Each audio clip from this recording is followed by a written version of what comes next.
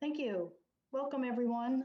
My name is Cynthia Swopis. I would like to welcome you to the public hearing of the Northampton Police Commission review, starting a little bit later than 6.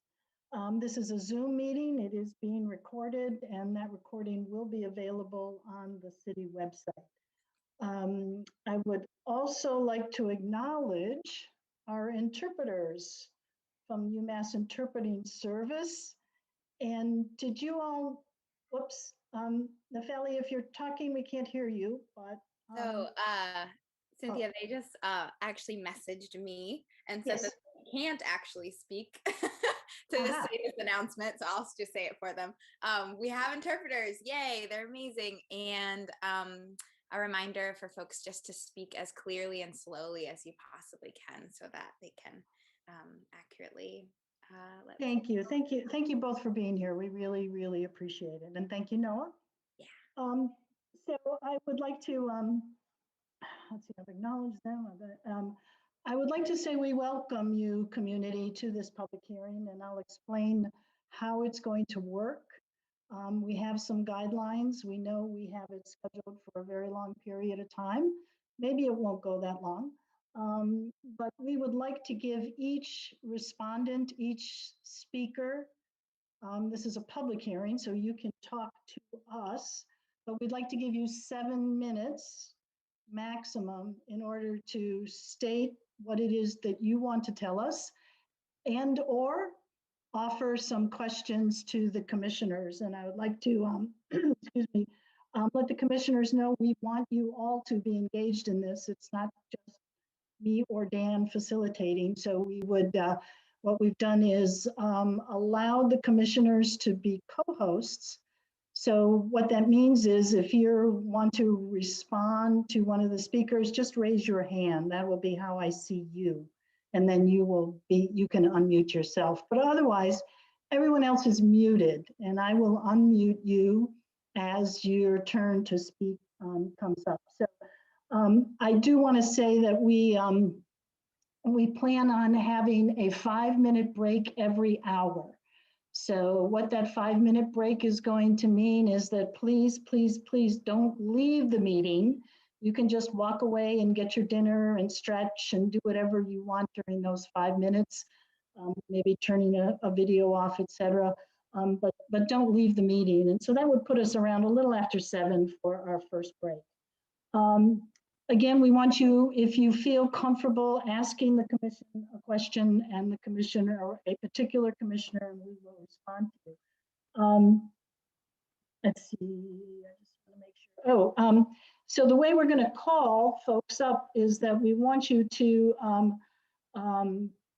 in the reactions tool on your Zoom at the far right, you just raise your hand and we will take each hand raised in the order that they're raised.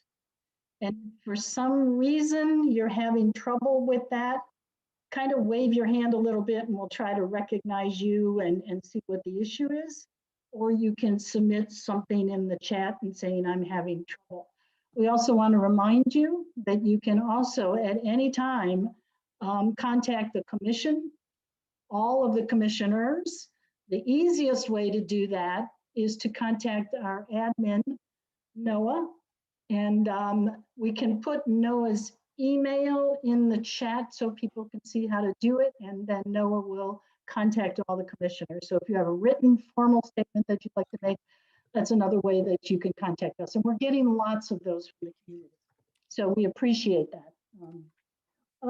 Let's see, once you're called on, you're currently muted, as I said, but once you're called on, I will unmute you. Let me just see. Commissioners will not be muted. I said that. Again, you're encouraged to respond. Our goal tonight is to hear from as many people as we can. And if you feel comfortable giving us your name, even though the names are on here, please do so and tell us where you reside. But if you do not feel comfortable doing that, we completely understand that due to the sensitivity of the nature of our meeting here today. Let's see. Oh, yes. If you, I don't want to make this too constraining. if you agree with another speaker, feel free to say that, but you can also yield your time to the next speaker in the interest of time. If we could try not to do too much repetition, I don't want to put any constraints on your speech, but just to be mindful of the fact that we have a, let's see, I'm looking at 43 folks now. Some of those are commissioners indeed, but you know, if you could just respect the time limits. Let's see, I think that's about it in terms of rules or guidelines. And what we'd like to do at this point is what we normally do at every meeting, and I was waiting for more commissioners to come on, is to take a roll call. And oh, by the way, I will be timing you in those 7 minutes. When the 7 minutes are up, I'll tell you, just finish your sentence or your thought, and then we will move on to the next person. So Noah, could you take the roll for us? Of course. Elizabeth. I think just Here. yeah. Here. Awesome. Booker. Here. Dan. Here. Nick.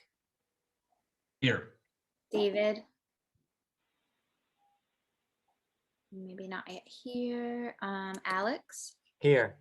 Javier. Not yet. Namdi.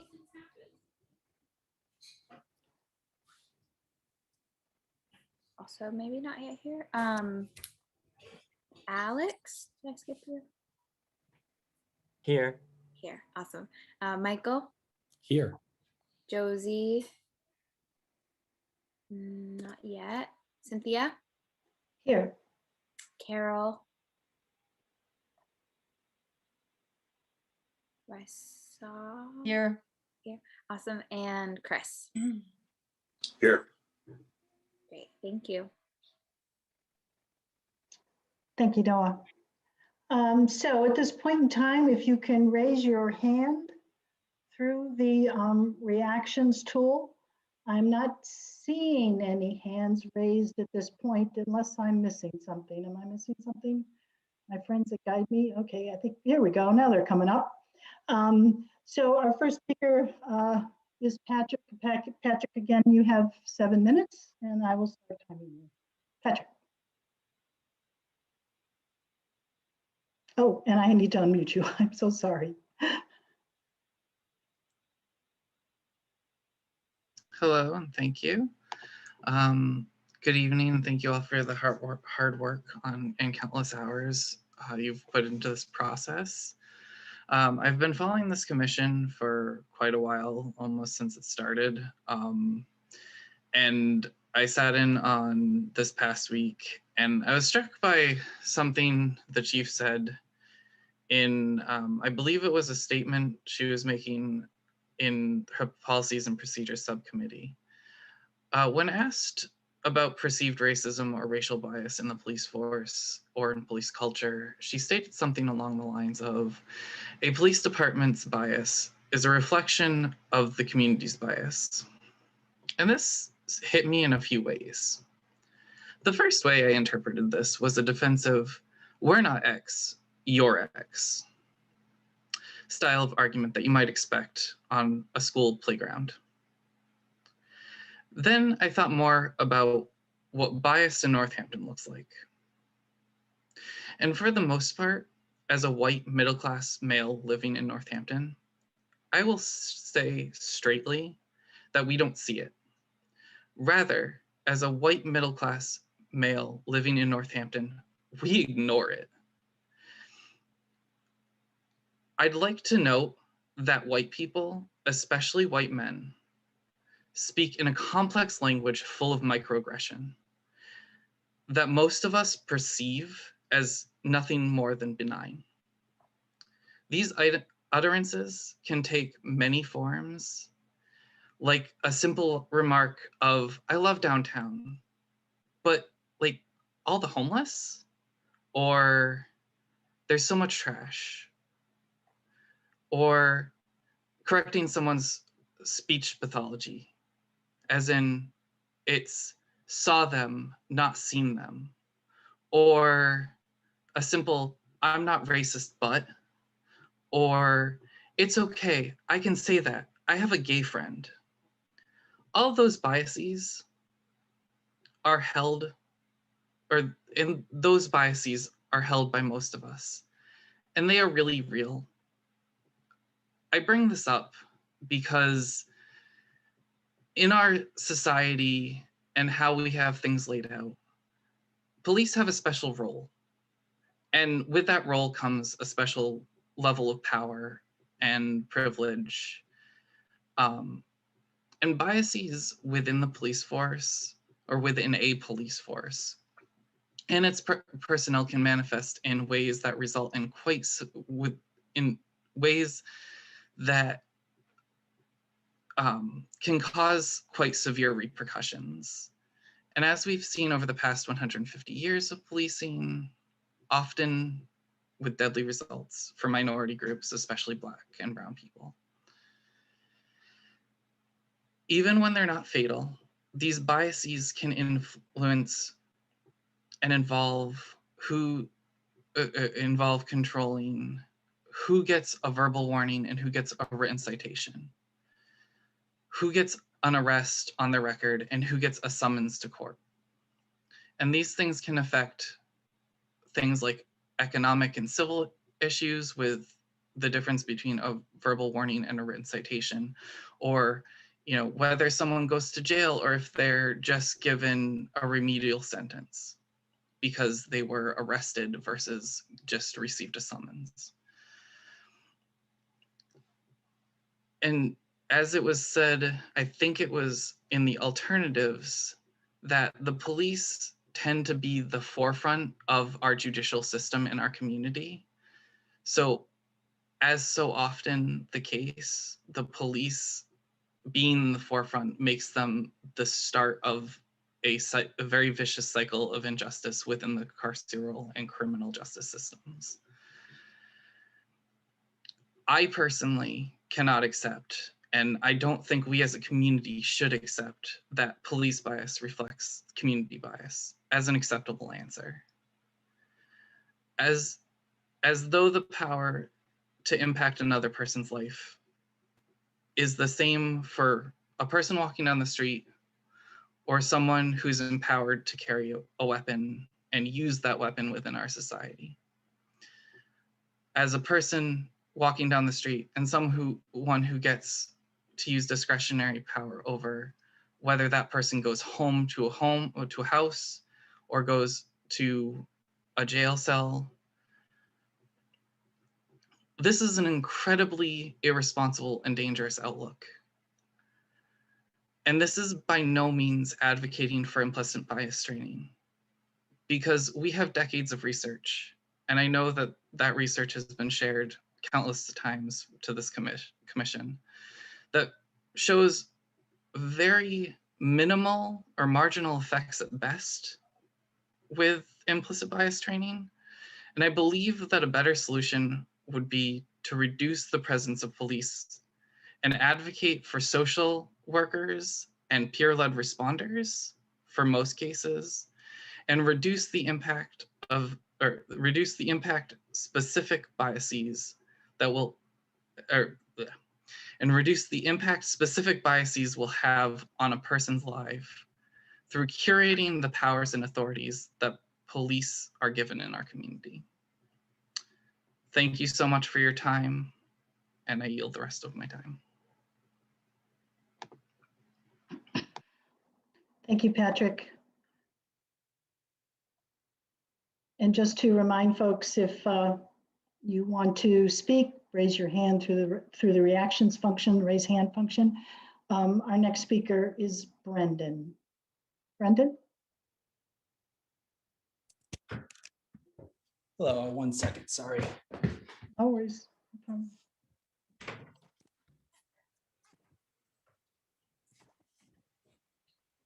Hi, honey. Is this working? All right. It's the screen. Hold on. All right. Thanks everyone for all the work. Wait just a minute. Oh, sorry. Sorry, Brendan. Gallery view. Let me take myself off of here for a minute. All right, hold on. Are we good now? Stop video. Hide self-view. Okay, hide self-view. All right, good. Yeah. Okay, Brendan, sorry for that. Oh yeah, no problem. Yeah, so thanks for all the work on all the work this you folks have done and everyone's interest in this.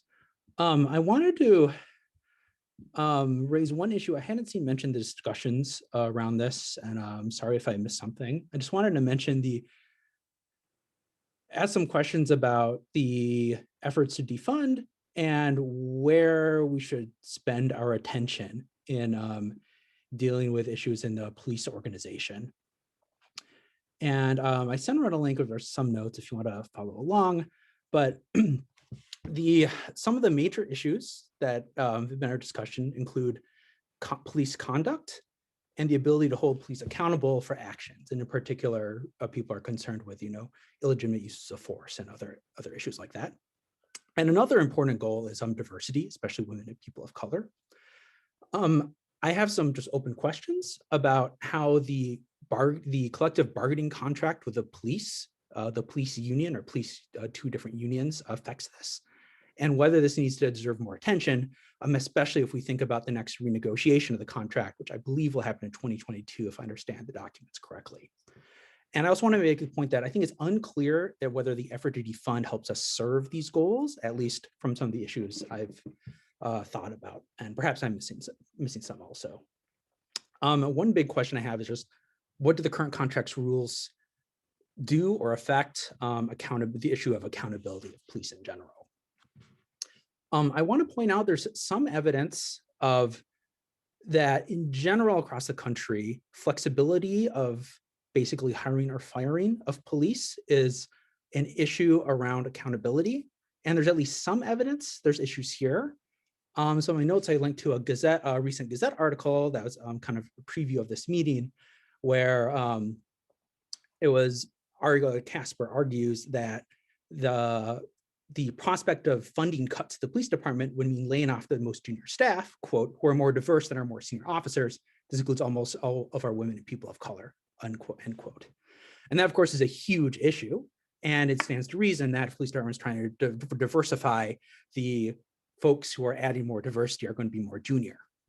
And so this could be an argument against defunding, but it's also an argument against the rules that exist in the first place that force the layoffs of junior folks before senior folks. It's a very common type of protection of collective bargaining contracts of unions, but in the case for police, of people who are serving the community, who have the ability to inflict fatal violence, et cetera, it's very problematic having this sort of structure.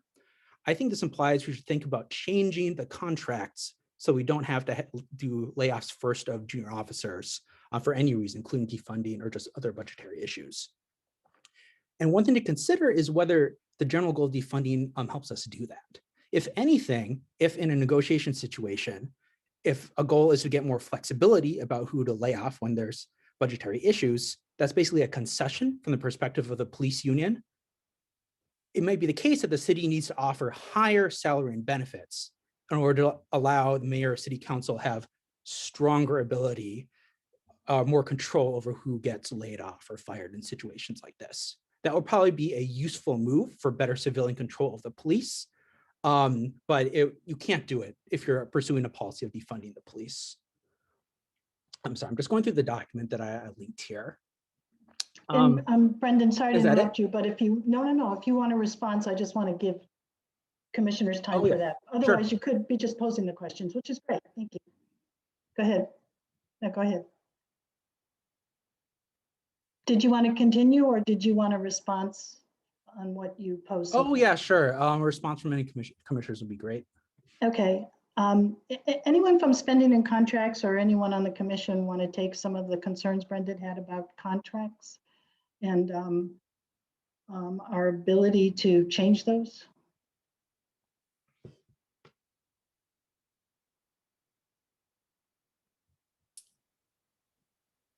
So, thank you, Dan. Sorry, I'm having a little bit of camera issues here, switching between the two.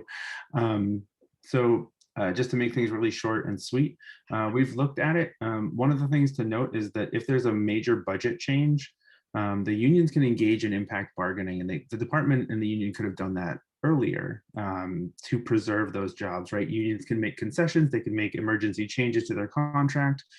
They could have done things like foregoing, the regular raises that they would get so that they could keep more personnel. There's a number of things that could have happened. And the city actually has a lot of power in terms of managerial oversight for a department. You are correct that the positions have to be preserved in the order, in terms of seniority, but there are ways that the police department could have looked at that in terms of changing the ratio of lieutenants who tend to have been there longer. Right? You can cut positions, at different levels, but I'm not going to advocate that they just suddenly cut everyone's positions. But there are a number of creative ways that the department could have gone about funding those. And that was their choice administratively. And I don't know all of their reasons. We don't have that. You are correct, though. Police unions are identified as one of the really strong reasons that change hasn't happened in a lot of different ways. The other thing, just really quickly, again, thinking about time, at least I think most of the commission would agree with this, is that we're not really looking at defunding a department. We're looking at reinvesting in a community so that all of the tasks that group does, responsibilities, that all goes back into the community, and that the responsibilities, the ability to react, the ability to protect is still there. Just different people would do it. So it's not defunding, it's reinvesting. And that sort of reframing is actually really important, I think, in this. We're not trying to make anyone less safe in that regard. I know you had a lot of questions. Does that answer at least some of them? Yeah, definitely. If there were specific clauses or issues in the contract that hindered this sort of civilian control or dealing with problems with officers, that would definitely be problematic. It sounds like it's a complicated question. It's maybe what I'm getting at from you. Fair enough. Yeah, there's also, to add to the complication, there's state laws that also govern those sort of employment contracts and those interactions as well. So the new state bill has some options. It's a little watered down from what it was proposed to be, in terms of adding accountability and the ability to hold officers accountable. So, but that is something I think all of the groups here have looked at accountability and what does that even mean and what forms could it take? Dan, I'll stop you there. And Brendan, I wish we could continue this, but the 7 minutes are up. So I really appreciate the question. All right. Can I say one thing from just 5 seconds? So 1, 2, 3. The last part I wanted to mention, this is less to do with the budgetary issues, but the police unions that Northampton police officers have chosen to join, where they made very explicit choice about several years ago, has really disgusting political and moral stances, I think, go against that is in the community. Support for fascist symbolism, extremely racist, misogynistic comments about Democratic politicians, women of color, and it's multiple endorsements of Donald Trump, even in 2020, after he supported white supremacy. There's many reasons there. It doesn't go directly to the budgetary issues, but they really chose to do this. They did not have to fill it as any PBA, and it's kind of surprising. And I just wonder if anyone who's a member of this union has anything to say about that. Thanks. Thank you, Brendan. Cynthia? Yes, Javier? Good night. Yes, so I'm just coming now because the agenda said 6:30. So did this started at 6? Yes, it did, Javier. Okay, thank you so much. And we're doing, just a quick update, we're doing 7 minutes of a dialogue per speaker. And apologize for that mix up in time. It's okay, don't worry about it. You've missed two speakers, but we're happy to go through some of these guideposts in another minute or so. But you are unmuted as a commissioner, so feel free to respond when a question is directed to the commission. Thank you so much. Yes, no problem. Our next speaker is Jose. And I'm going to unmute you, Jose. There you go. Hello, everyone. Thank you so much for all the time that you've dedicated to this process. I really appreciate it. My name is Jose Adastra. I organize locally to try to support our houseless community in Northampton. I've lived in the area since I was 3 years old. And I've always come to Northampton. And I live here with my family now, and there's always been uh, almost like an open hatred for the houseless community here. And my parents are the one that pointed it out at first when I was young. And I've personally witnessed cops, Andrew Cole, Officer Andrew Cole, antagonizing local houseless folks. Even with me present, really pleading with him to leave the situation, and saying that he's the person that he was antagonizing was a person who's traumatized by the police presence and who went through lots of traumas in prison because of these cops. And they're people that they've been arresting for years, that maybe over a decade ago, maybe it wasn't these cops, but they have also had oppressive experiences with child services, and their children were taken away. And then they were repeatedly harassed, cited, and arrested and fined by Northampton cops for years after. And this is part of the process that everyone has been talking about, this oppressive structure that puts Black men in prison and keeps families separated. And I've known them for a long time. But and like Brendan was saying, there's no process to hire and fire. We have Captain Powers, who said, oh boy, am I glad that there's no ethnicities in the room. During a training session that made national television, there's still no process to hire and fire.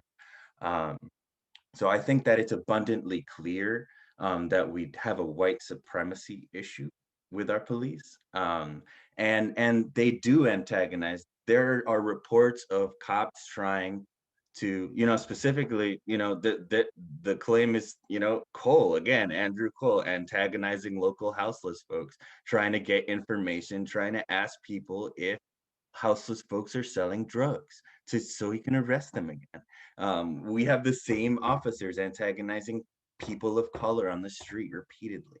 And that's what our money's invested in right now. So I would, I would have loved to attend more, but there have been several crises because of the explosion. And again, we invested more money. There were like 7 cops responding and 2 fire trucks. That amount of money could have provided for the entire care of these people. There's never been a moment in American history where police haven't been a force of violence against Black and Native bodies and people of color. There's never been a moment. So for any, I know there's some commissioners who are here and there on abolition, but what that means is to create an alternative resource for us, because you made the police hunt us.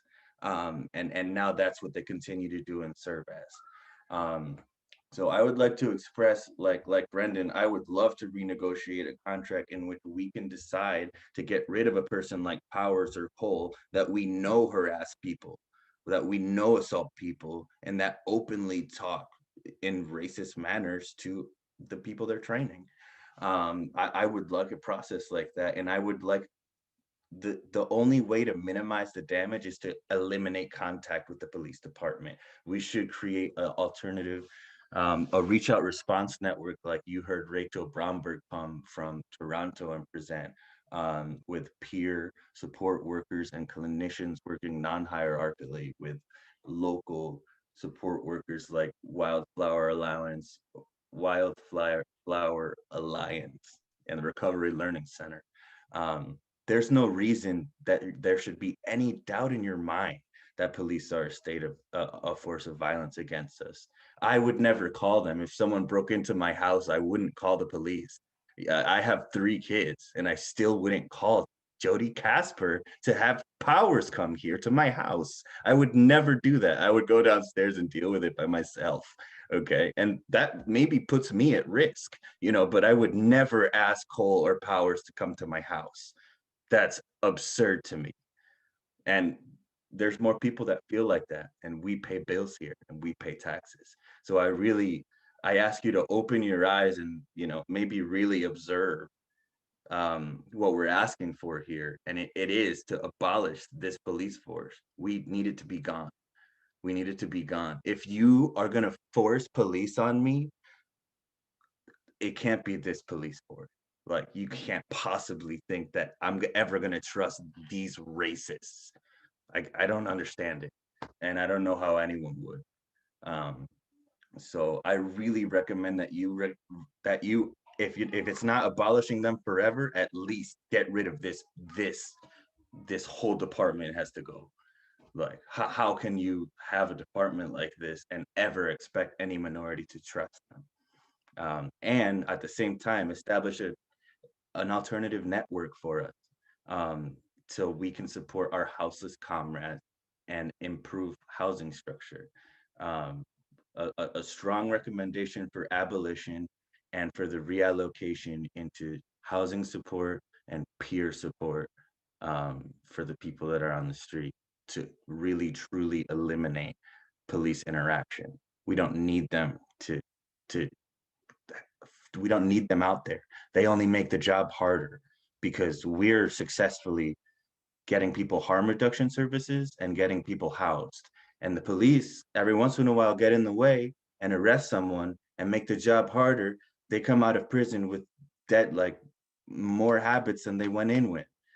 Jose, I'm so sorry to stop you at this It's point. okay. Want to finish the sentence, or you're good? No, that's it. Thank you for your time. Thank you, good health. Jose. Yeah. Thank you very much. Sorry. Next speaker is William. And I want to unmute you. Sorry, William, I'm getting there.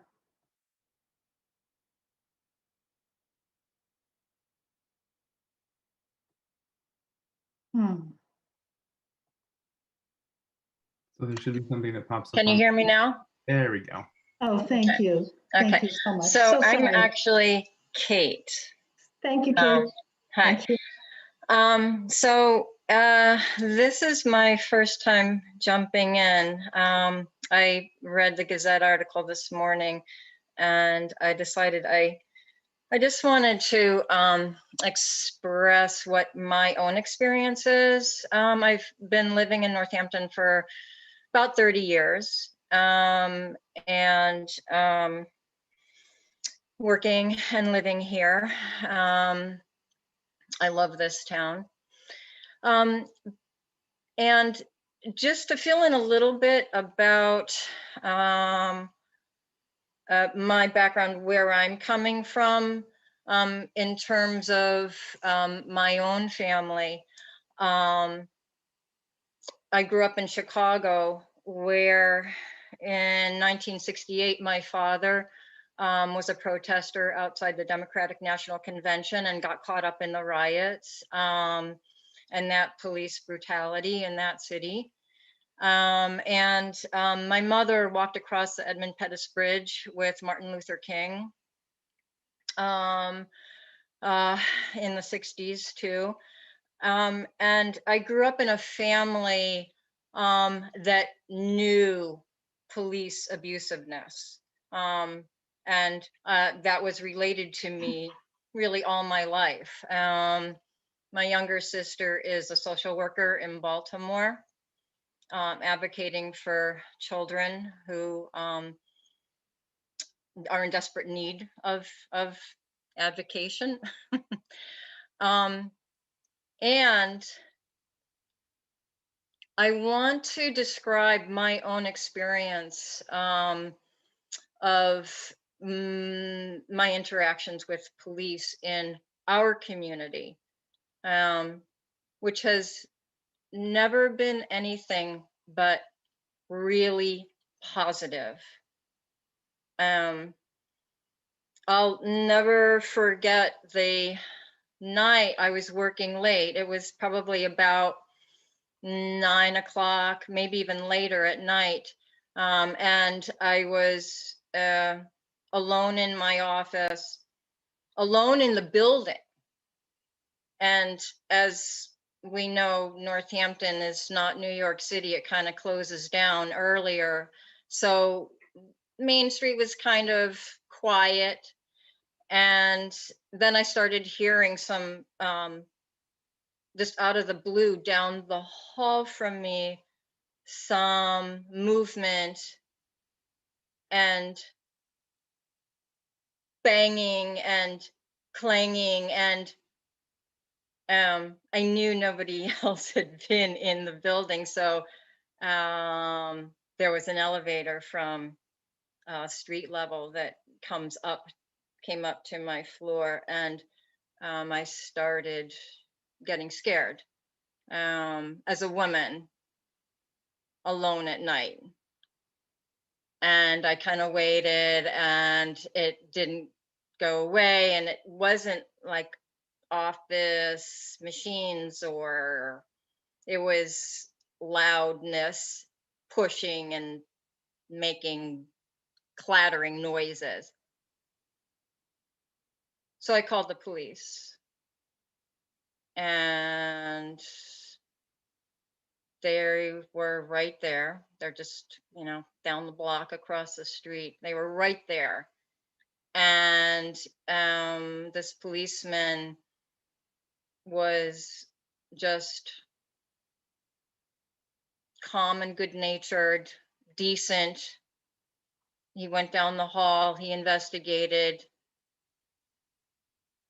It was completely fine. Nothing was wrong, and I felt so silly. But the policeman was good to the other person who was in the building and to me. And I was so glad to be able to just call and know that somebody was going to be, or hoping that somebody was going to be, expecting in our sweet, lovely community that somebody was going to be just a good person. And he was, to me and to this other person. And I've had a few interactions with police in our community, not a lot, but last year I was rear-ended, and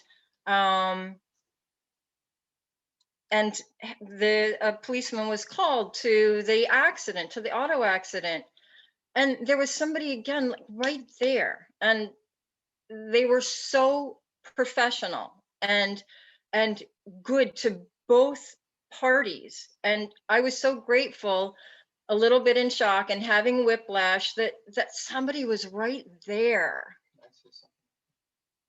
Yeah. There's only a couple of minutes. That's really all I want to say. Just that, thinking about just one last thing. This is my husband. That I really feel that there is culture in too many police departments and too many police individuals that is not okay. And I want to not paint with the same brush every community, every culture's community, and every individual's own personality. Hi, and I'm actually William, so I just briefly want to also jump in with my opinion. And I just want to say, I do agree with, the past speakers in the fact that I feel like, everyone should be held accountable for their behavior and actions, whether it's in the police department or individual citizens, etc. And I also just want to say that I think the police department, and when I was younger, I had a lot of trouble with police and I was abused by police, etc. But, part of it was my own behavior as well. But I do want to say that I think the police department are asked to do a job that takes on very many different roles.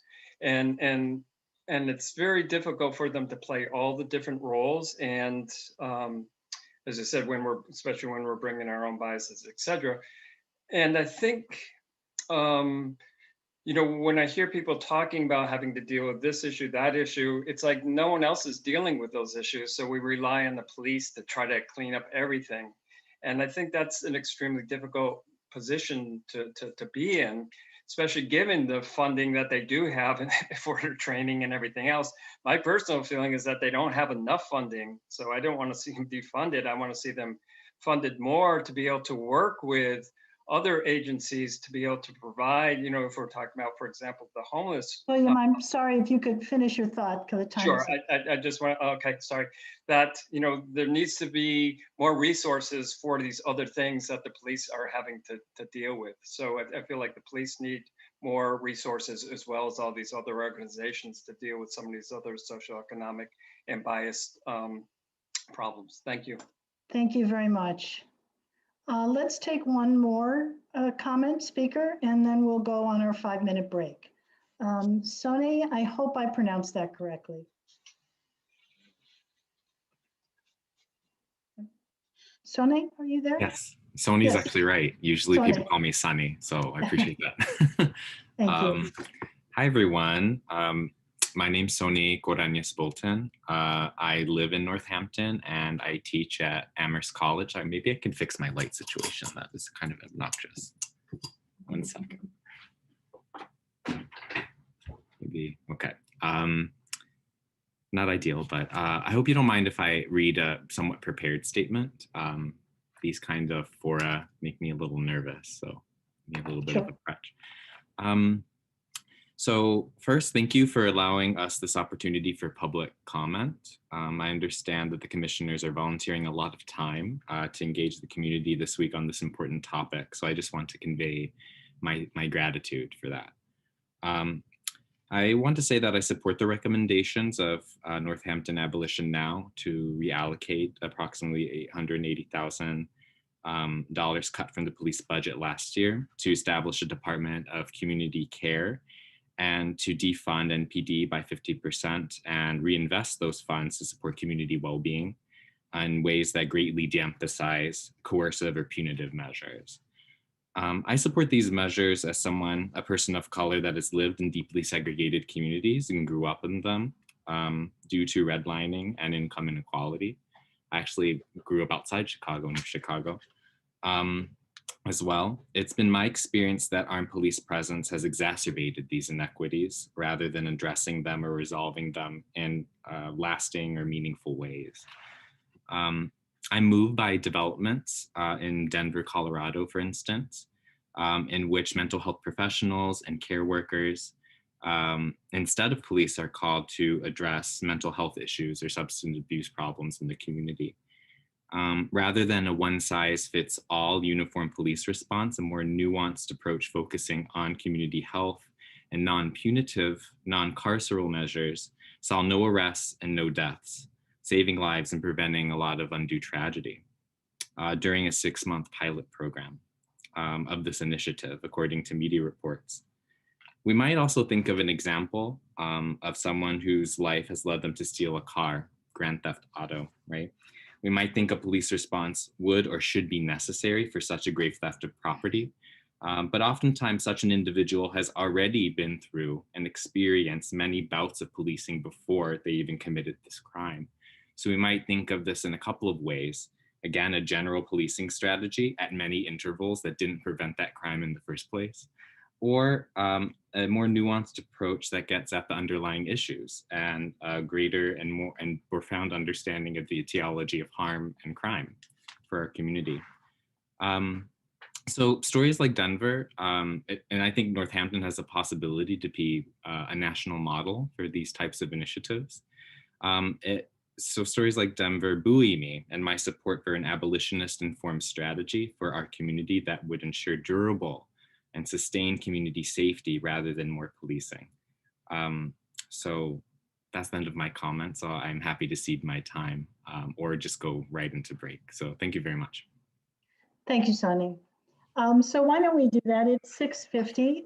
We will return at 6:55 with, I believe it'll be DR, or maybe it's Dr. Please do not leave the meeting unless you want to leave the meeting. Just shut down or take a break, move around a little bit, and we will resume in 5 minutes. Thank you.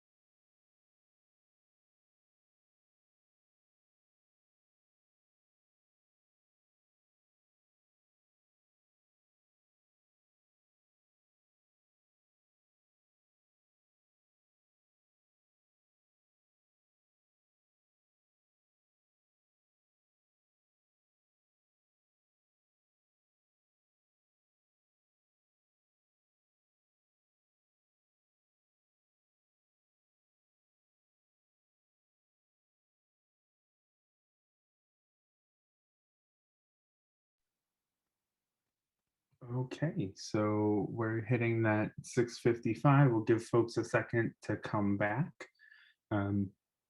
As everyone's returning, getting settled. Oops, sorry about that. That was my little alarm for us. As folks are coming back in, just a reminder, you'll have 7 minutes to make a comment. At that point, I will interrupt you and ask you to finish if you're still going, but you do not have to use that 7 minutes.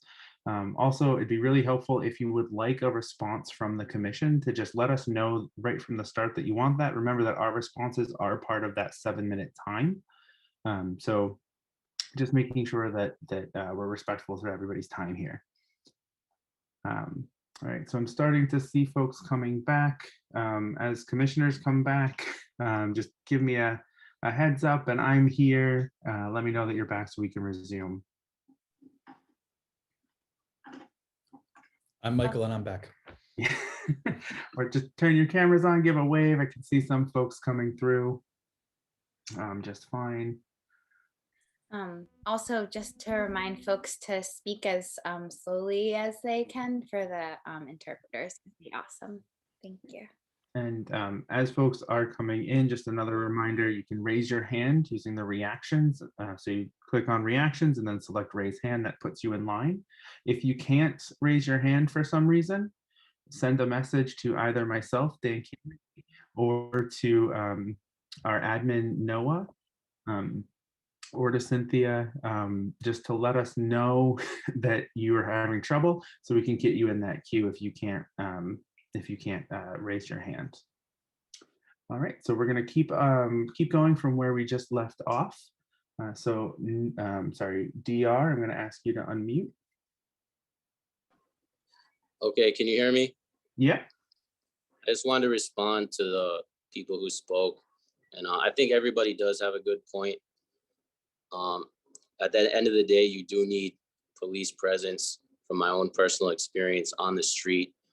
If you don't have that, it's a green light to criminals. And I've seen that happen, where the more they increase the police presence, crime does go down, street violence does go down. And usually, in my experience, I've experienced kind of both sides of the coin. Usually what you experience as far as street crime and violence is usually worse than what you might get from the police. So I think it's going to make the community less safe, especially for people who are vulnerable, like elderly people, kids, people who can't necessarily defend themselves. They need that police presence and police protection just as a deterrent. And that's all I wanted to say.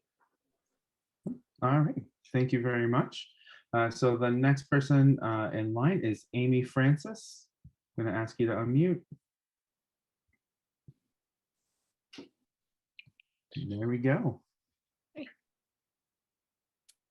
Hi, everybody. I would really like to thank the commission for their countless hours of work on this thus far, and all the time spent in putting together the reports and work that they've been doing for this very needed project.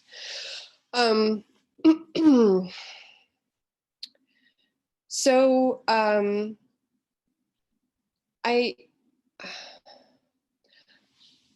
I want to once again, address sort of how I'm coming to this issue and how I've been thinking about this issue. I'm a white woman. I'm a property owner. I'm a business owner in town. I'm middle-aged. I'm 40 years old.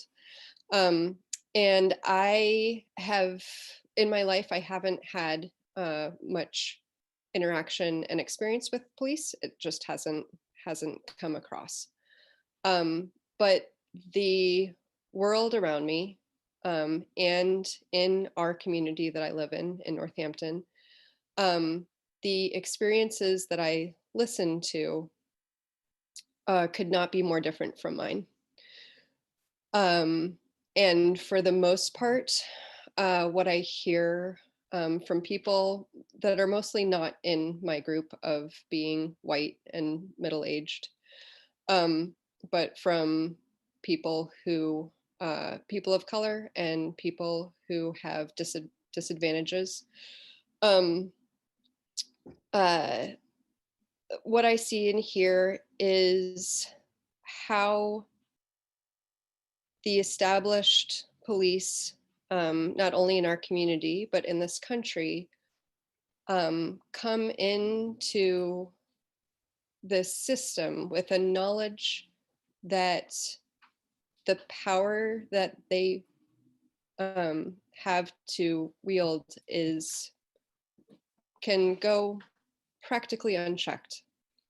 Not only that, but if something happens that is severe or an abuse of power happens, I'm sure that, like many of us, when bad things happen in our lives, there's a lot of turmoil and stress emotionally. But from a professional point of view, most police officers don't lose their jobs. If anything, they are able to find new appointments as police, or to that same extent in other towns if it happens to go as far as losing their job where they work.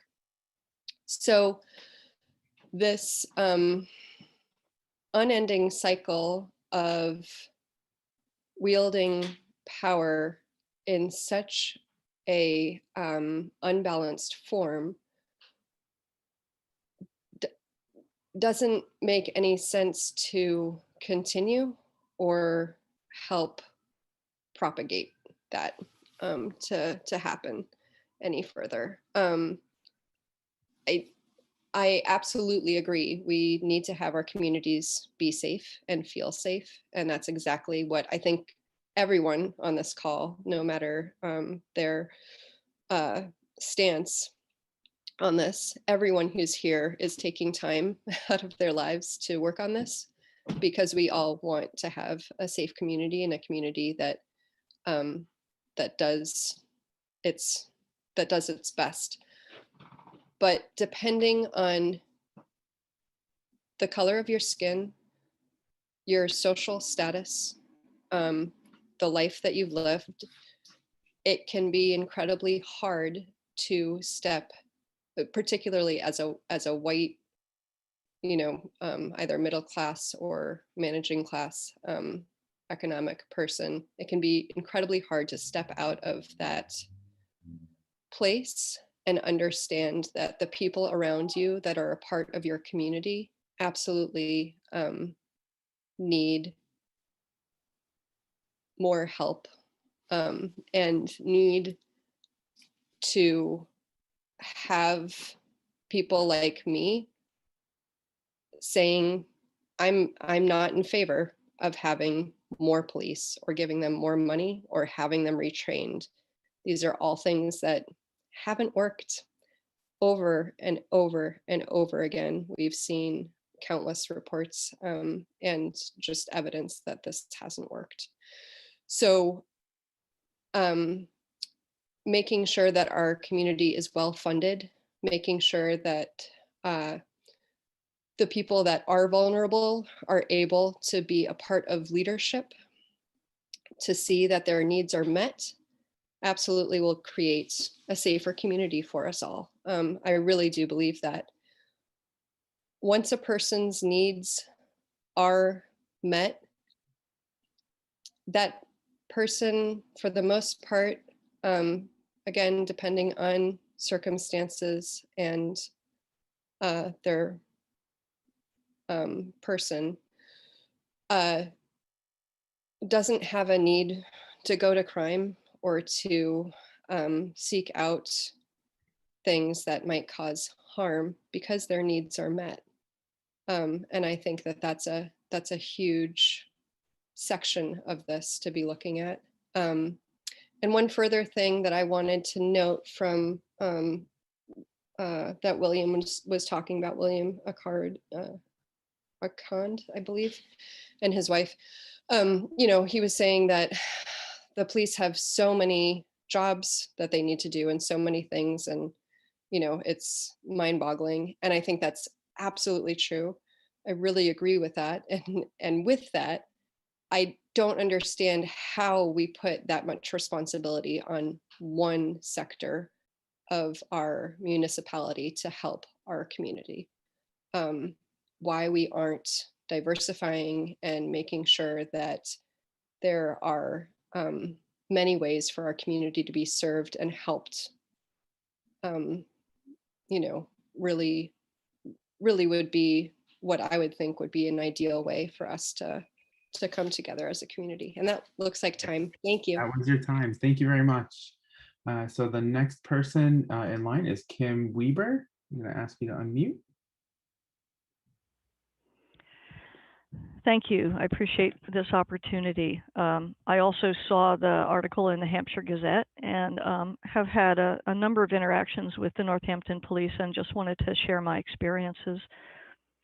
So I've lived here about 20 years and I do have the privilege of being white, so I have not had any negative interactions that have happened at all. Every interaction I've had, the police have been very professional, very helpful, and have done what was needed. And I just want to share a couple things because they do such a broad variety of things that are really helpful.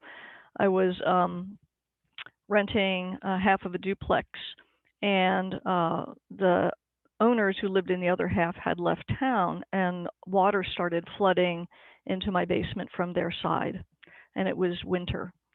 Of course, it was. It seemed like there was probably a broken pipe over there, but I had no way to get into the other half of the house that was owned by the landlords, and I didn't have their number to call them. So I called the police, and they came, they opened the door, they found the break in the pipe, they turned off the water, and that was the end of the flooding. You know, and it seems like a small minor thing, but who do you turn to other than the police department when you have something like that happen? I don't know. So, you know, to have them even to help with little things like that can be a big deal. I was on the bike path out toward the Leeds area, and I was charged by 3 large dogs that were off leash. They were coming at me full speed, barking, teeth bared, and I jumped off my bike and I put my bike between me and the dogs, and I kind of went up the hill to stay away from them. But it was frightening. And so when I eventually the owner called the dogs off, and I went home and I called the police, and they put me in touch with the animal control officer. And when I described the dogs, she knew who the owner was and agreed to go and talk to the owner because they'd had problems with these dogs before, and tell the owner that, you know, they can't let these dogs off leash. And if they do, then they're going to be fined or whatever the you know, the issue was. But, you know, to be able to actually call somebody to take care of this issue is really very valuable. You know, it's really again, you know, if we decide to take 50% of the money away from the police department, who's going to do something like that? You know, to have dogs attack you on the bike path is really a frightening thing. And then the last thing was a mental health issue. I have a friend who has had issues with manic depression and ended up in a manic phase. And those of us who are friends of hers were trying so hard to talk to her and get her to understand what was going on, but she wasn't able to understand us. She was disrobing. It was cold outside. She had actually frightened her housemate with a rake because she was upset, and her housemate was afraid she was going to be hurt. So we ended up calling the police, and they were so professional and so kind, and they were very patient. We asked them, you know, can we please try to talk to her a little more, you know, before you intervene? Can we, you know, see if we can get her to understand that she needs to go to the hospital? And they did everything they could to, you know, listen to what we were asking for and to treat my friend kindly. And they did end up, you know, having to pick her up and put her into the ambulance to go to the hospital. But it was all done in a way that was very respectful and completely nonviolent. Now I realize that, you know, other people don't have this same type of experience, and I know that I have white privilege, and it might make it more likely that I will have these good experiences. But I just want to say that I really think the Northampton Police Department is doing a good job, and I think that it is certainly helpful to look at the overall picture, and, you know, if there are things that need to be changed, what needs to be changed.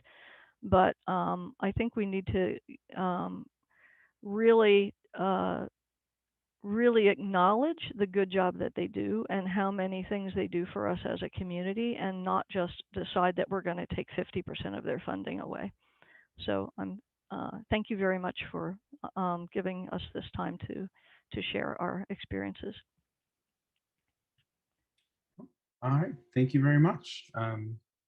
So we'll stop that timer. The next person on the list is Kim Weeb, sorry, not Kim, Robert Eastman.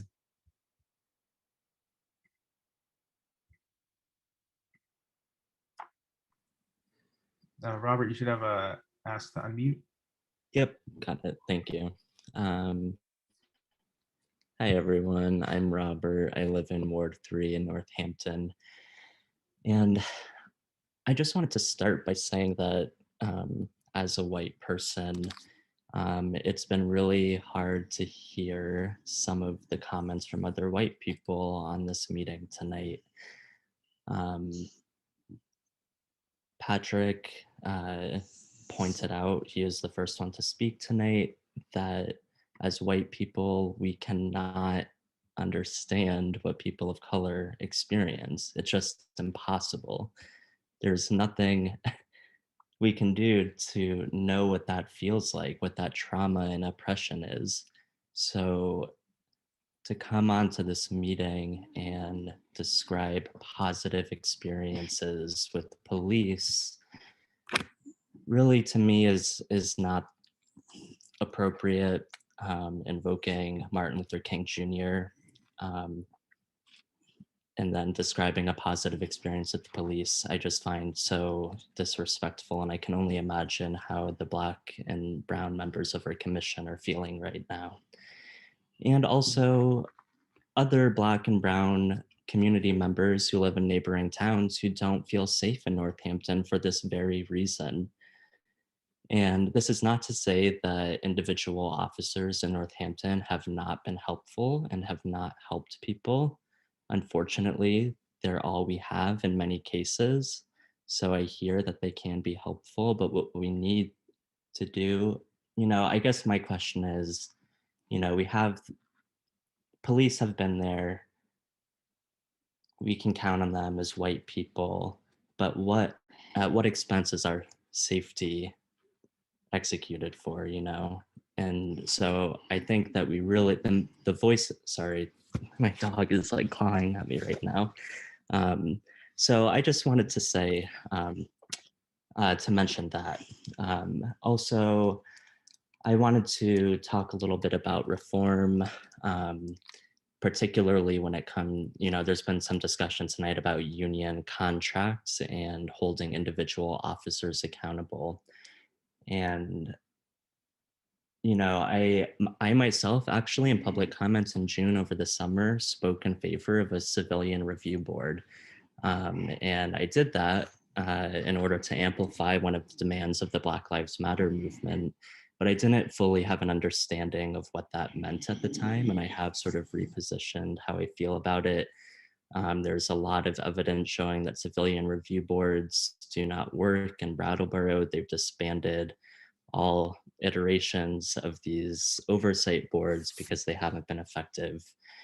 And so I just wanted to share a law that they actually tried to pass in Minneapolis before George Floyd was murdered, as a potential path forward for being, you know, having community control of police.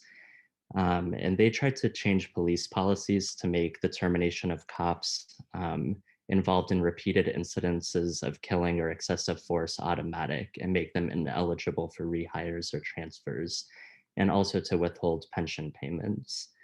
The focus of these approaches is not to act as a symbolic deterrent, echoing a justification for punishment central to the prison industrial complex itself, as a civilian review board punishing an individual officer might, but to reduce and erode the power of policing to proceed as if violence, harm, surveillance, and constant contact are a necessary part of creating safety.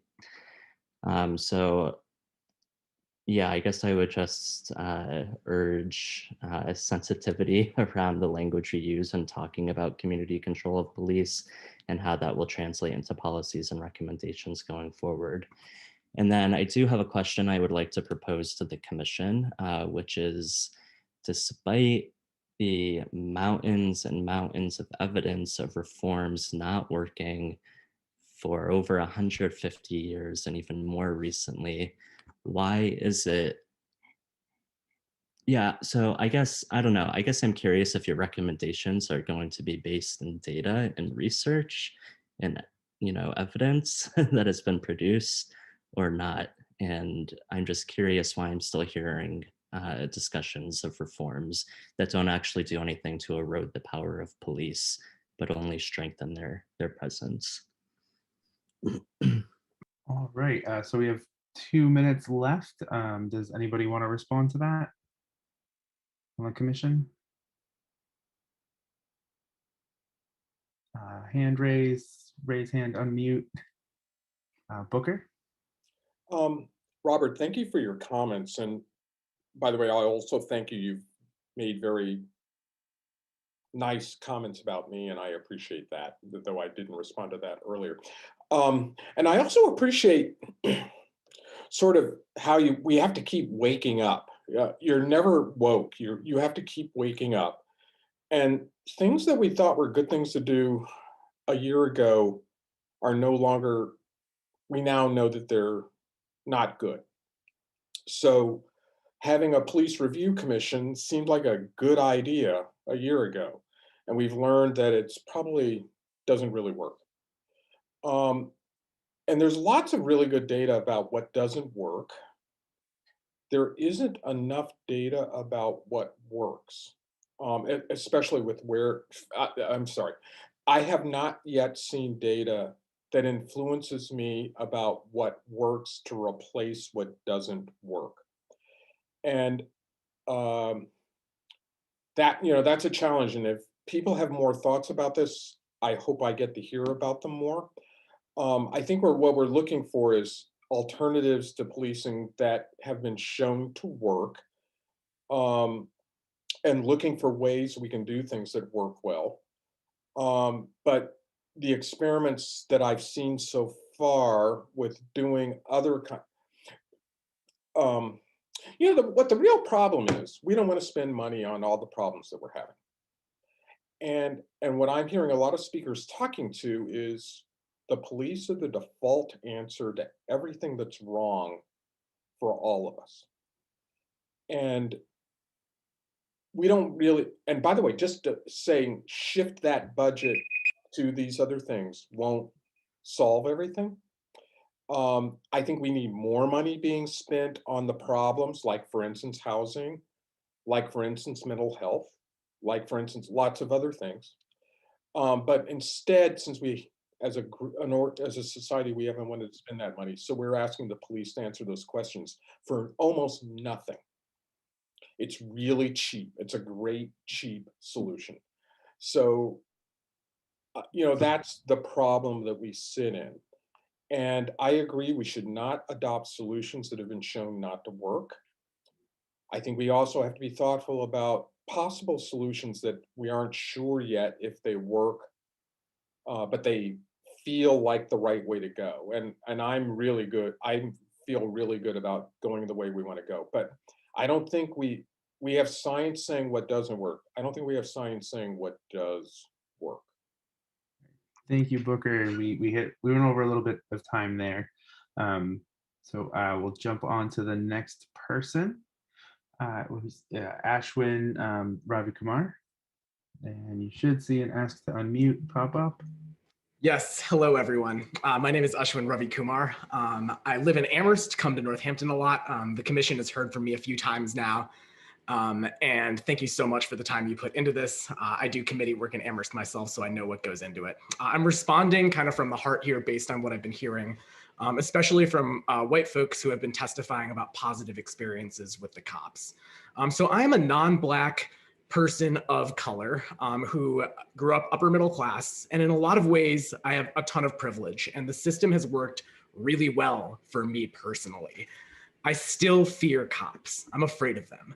And that's despite the fact that when I was a kid, sometimes my parents would call the cops on me when I was misbehaving because it was the only thing available to them. And the experiences I had with them were never violent. In fact, they would sometimes seem positive because they, helped from my parents' perspective, but they were really traumatic for me in a deep way because they didn't actually engender healing. And that is because we didn't have an alternative. And when I hear the testimonies about positive experiences with cops, I'm dismayed because given what we know about the history of policing in this country, knowing that policing came out of slave patrols and strike breakers, we know that it was created as a tool for anti-Black oppression to maintain power and comfort for white elites.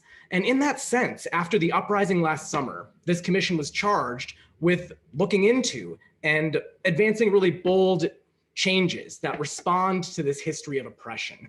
And in that context, positive experiences that white folks have with cops just isn't germane to the work that this commission is doing.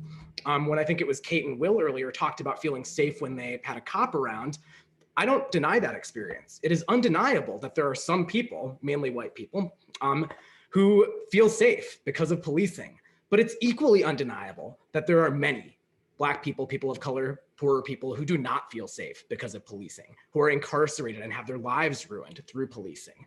And what we need to strive for is a system that keeps everyone safe at the expense of nobody. And that's what we're really striving for. That's what the demands to cut funding for police get at.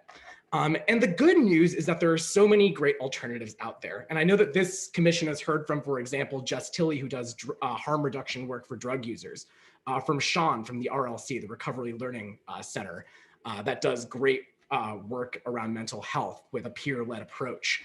From Rachel Bromberg, who has built an inspiring mobile crisis response or helped to build an inspiring mobile crisis response in Toronto. All of these things that we know can do good stuff that needs funding is on the table. And it's true what Booker said, that we don't have big data about what alternatives to policing look like and their outcomes, but that's frankly because it hasn't been tried. And we are kind of going out on a limb in pushing for these types of alternative systems, but that comes with the positive good of taking away the harm that policing does. And it also comes with an opportunity to show what stuff that we know works at a small scale can do when we put our collective energies behind it. Finally, as someone that's really concerned with climate change, I just want to say that having dozens of cops in a community and just a couple people tasked with trying to deliver climate justice doesn't really track with our values. And to quote Martin Luther King, as one of the folks speaking about positive cop experiences said, he said 50 or 60 years ago, that a budget is not just an allocation of resources. A budget is actually a moral document that tells you what a community values and who it centers in its decision making. And I would just really encourage the commission to continue the great work that it's been doing and to advance these alternatives to policing that really do require cutting the police budget, as people in Seattle and Austin have shown us. The funds can't really come from anywhere else given how municipal governance works. And I hope that we will take these opportunities to be bold, that we will not look to people that benefit from systems of oppression to give testimony about why those systems ought remain, because those testimonies are not germane to the project of dismantling oppression. Thank you so much. All right, thank you. So I'm going to also take this time as a reminder, since several people came in after we started again. So if folks want to give testimony, if you want to use the reactions button and then raise hand, that puts you in the line. If you can't raise your hand, you can send a message to myself or to Noah. We'll get you in that queue so that we can hear from you. The next person that we have is Danielle Amadeo. I'm going to ask you to unmute. Thank you. Hi, everyone. I feel like everyone, if they're able, should stretch a little or wiggle a little. This is intense. So thank you, commissioners, for all of your work up to this point and tonight and all these meetings. I've said it before, I'll say it again. I think you should get paid. And I think cutting a little bit of that police budget should go towards some of the work that y'all are doing. But thank you, more seriously, thank you for your time. I know this is exhausting. I want to start by just acknowledging that I'm a cis white lady, another one of us speaking tonight. I'm based in Ward 3. I'm also speaking as a survivor of severe domestic violence, sexual assault, stalking, an occasional car accident, and I've encountered police quite a lot throughout my life, and have had mixed experiences that really don't matter and are not germane, as Ashwin said, to this call. I'd like to name support for Northampton Abolition Now's demands regarding cutting the police budget by 50%. I think it's a really reasonable ask. And I would urge folks on the call, including commissioners, to just do a little bit of reading on their website, some of the op-eds they've put out. It's a sensible and measured argument. And I think my mom said it sounded scary. And I said, well, maybe you should read about it. And she did. And she's like, oh, that really wasn't so scary. So if it feels scary to you at first, take a closer look, because I know the number might seem big, but what we're asking for in the reallocation is exactly what Kate and William and Kim asked for. I think a world or a Northampton with 50% less budget going towards police does not mean that if you're walking on the bike path and dogs attack you, that there's no one to call. It just means that when you call dispatch, someone with a gun doesn't show up. It means that someone else shows up. Maybe it's animal control. Maybe it's a completely different group of individuals who are completely trained to support you and help you through that situation. When I'm walking alone at night, if I'm scared and intimidated, I still want to call someone to help keep me safe. I don't need that person to have a history of violence towards Black and brown people. I don't need that person to show up with a gun. So all of these services, all these things that Kim, you're talking about, these great experiences, Kate and William, these experiences that you've had that are positive with police, they can still happen. It can still be safe for us. You just have someone show up who doesn't have a fancy cop car and a gun and a part of a problematic organization. So those things still happen in a future where police have less funding. Just want to underscore that. It's not as scary as the videos that NPD puts on their Facebook page might make you think. I do have a question for the commission, and that is, what kind of conversations are y'all having that imagine a possible future with fewer police or a smaller police budget in Northampton? What do those conversations look like? I'd love to hear your dreams, your vision for a reduced budget for police and how that could positively impact our community. Thank you. All right, thank you. So there's 3 minutes and 30 seconds left. Do you have a commissioner that wants to take a stab at a very, very broad question there? I can take that a little bit, Dan. Yeah. Thanks, Anil, for the question. And this is I have been thinking about this for during the public speaking portion, because I think it's really important for everybody that is here and beyond this in the community to go to the meetings, to go to the alternative, to go to the police and services subcommittee, to go to the wider full commission, because these conversations are happening, right? One of the things that have been talking within the alternative to policing is the fact that there are instances that you just mentioned where me as a first generation immigrant to the US, as a brown person, there are specific situations that I do not need a person with a gun to show up.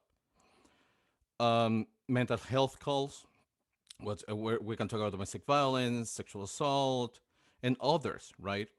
Where what we don't want is to escalate the situation.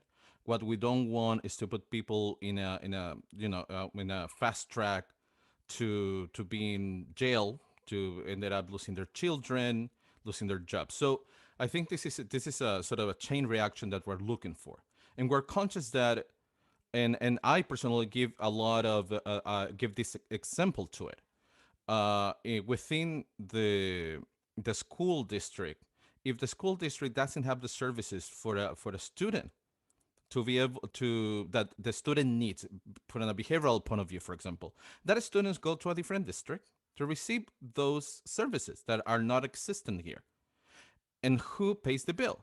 The Northampton School District, because that's what they do. So I I mentioned this, and I'm repeating myself to my fellow commissioners, but we are not reinventing the wheel. When you're changing and creating a department where those services that we do not want somebody with a gun to show up, it's divest and reinvest. And all the experiences, as you say, Danielle, that people are having positive with cops are gonna keep happening for them. It's only that we need to be bold. We need to be able to imagine how this can be different. We know what doesn't work. We don't have enormous amount of data about what works, but we do know that the things that have not worked for more than 100 years. That's what we do know. Right, and we still have about 50 seconds left. I saw Josie put their hand up. Josie, did you want to respond to that as well? Yeah, sure. I can definitely say that, that when I put my name into the hat for this police commission, I definitely envisioned a world where we divested more money from the police and put them toward community and peer-led actions that would benefit the widest swath of people. And I hope, given a lot of the empirical evidence that exists out there, and like other people on this call have mentioned about the history about policing, that we really start shifting our values away from a white supremacist structure to one that is more equitable to the people who not only visit this community, but who live here on the day-to-day, and who unfortunately suffer very negative consequences due to the state that policing in Northampton is at the moment. Oh, wow. 10 seconds under time. All right. So with that, I'm gonna and the next person is I think it was Jan Martin, if I remember from last night. Yes, that's me. Hi, y'all. It's so nice to see you all and be present with you. Any vowel for my first name, John or Jan, or where most folks go with they, them pronouns for me. And just to situate how I'm approaching and coming into this space, I'm a white genderqueer person. I'm here living in Ward 2 in Northampton. And I want to thank you all again for your work. And I also want to acknowledge the inequitable impact holding space for these conversations have for the folks of color on this commission. To hear my fellow white folks be messy, myself, I'm sure I'm being messy, right? And just acknowledge that that's labor and it's inequitable. And I will echo Danielle's calls for compensation for you all in this work. And I want to just first kind of reiterate, I think it was Sony who had shared a little bit earlier, support for the calls from Northampton Abolition Now to immediately reallocate the $880,000 cut from the police budget to establish a new Department of Community Care and to defund the Northampton Police Department by 50%. And I do want to just briefly, because I'm actually really fascinated by Danielle's question, and here I would love to hear more of you all kind of speak to the imaginings of what a Northampton without Northampton Police or reduced defunded Amherst Police would look like. But I just want to follow up on some of the points I was making when I talked yesterday. So I had kind of talked about critiques on the kind of utility of DEI workshops and trainings with police officers. And I kind of just wanted to ground this in my own practice as a DEI practitioner in higher education here in the Valley, going on 8 years professionally. And so much of that work is geared towards either harm reduction, and I'm sure so many of you have experienced or do this work as well on this call or in commission. Right, it's about small changes in behavior and language. Even the multi-day retreats or week-long retreats, right, are about crafting space to allow individuals to map their own learning, right, and be given direction. And it doesn't necessarily super effective longitudinally. It has everything to do with the way in which folks are not necessarily surrounded by communities or families or other structures that actually support that continued education and continued critical reflection and unlearning. And this is absurdly articulated inside a profoundly white supremacist institution, right? Successive heterosexist institution, right? A manifestation of state violence. And so that's how these things perpetuate. And so I just want, and there's plenty of conversation around this that is more nuanced and you can find all over the internet on various publications, but I just wanted to underscore that as part of my train of thought in my comments the other day. And I also want to just highlight and echo what Ashwin had said just a few minutes ago about our way forward is about not necessarily contracting these DEI workshops and trainings, but working with local organizations that have peer-led models for folks and communities that are served here in Northampton that are disproportionately impacted by police violence, right? And so I just wanted to underscore that. I'm trying to make sure I have my notes, I got everything I wanted to say. Yeah, so with that, just want to return the remainder of my time to any other commission members who want to talk to this, imagining this question that Danielle had just had shared a moment ago. Thank you. All right, thank you. So we have 3 minutes and 30 seconds again. Does anyone else want to speak?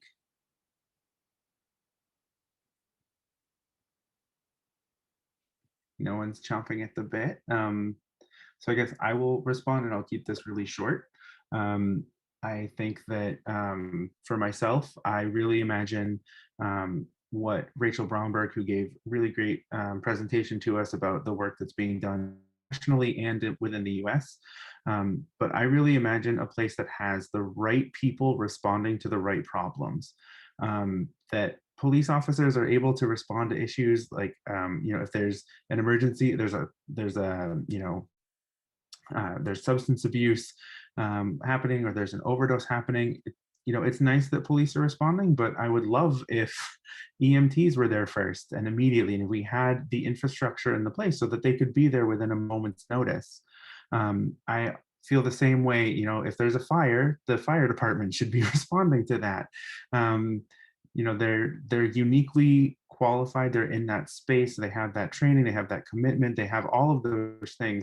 And so it's not that the police are not relevant or completely irrelevant to the whole situation. It's just that we want the right people to respond with the right training, the right equipment, and that right mindset to individual emergencies, right?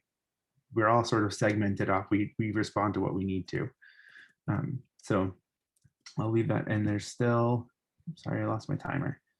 There's still a minute and a half if someone else wants to speak as well. Carol? Thanks. I also did want to follow up on a thought that I had when I was listening to Ashwin, Ashwin did not use the term false equivalency, but it's a concept that I've thought a lot about lately as a white upper middle class woman, property owner. I've been in Northampton, owned houses for 35 years here. And I've had exposure to police here. I moved here from Chicago, had exposure to police in Chicago, and community policing there benefited me incredibly as a white woman. The police would walk down the street, they'd see me sitting on my porch drinking wine before dinner, and they'd come up and turn their walkie-talkies off and talk with me, be friendly with me, and they even told me when they would alert me when I was gonna get in trouble with something. So my experience with policing, both here and in Chicago, were from a very privileged position. I do not dispute that there are good police in this town. I do not dispute that there are good experiences that people are really, really grateful for. But I really want us to think in terms of how non-equivalent it is when individual white people have good experiences with good police, individual police, and how not equivalent that is to systemic and structural aspects of policing in this country and in this town that have really been damaging and frightening and terrorizing and to other people with disabilities, Black and brown people on the autism spectrum who run down the street and present in ways that are going to attract attention. So I think that we need the better part of valor, and this is how I'm coming at the commission work, is to center some of these experiences of people who haven't historically had very good experiences with police. That doesn't mean we're anti cop here. It just means, as others have said so well, and Dan, I would just end with Dan's comment and underscore it, that my interest is in finding the best workforce to respond to problems in community or social need that's exhibited in community. Right people, right time to the right cause. And that is not always police.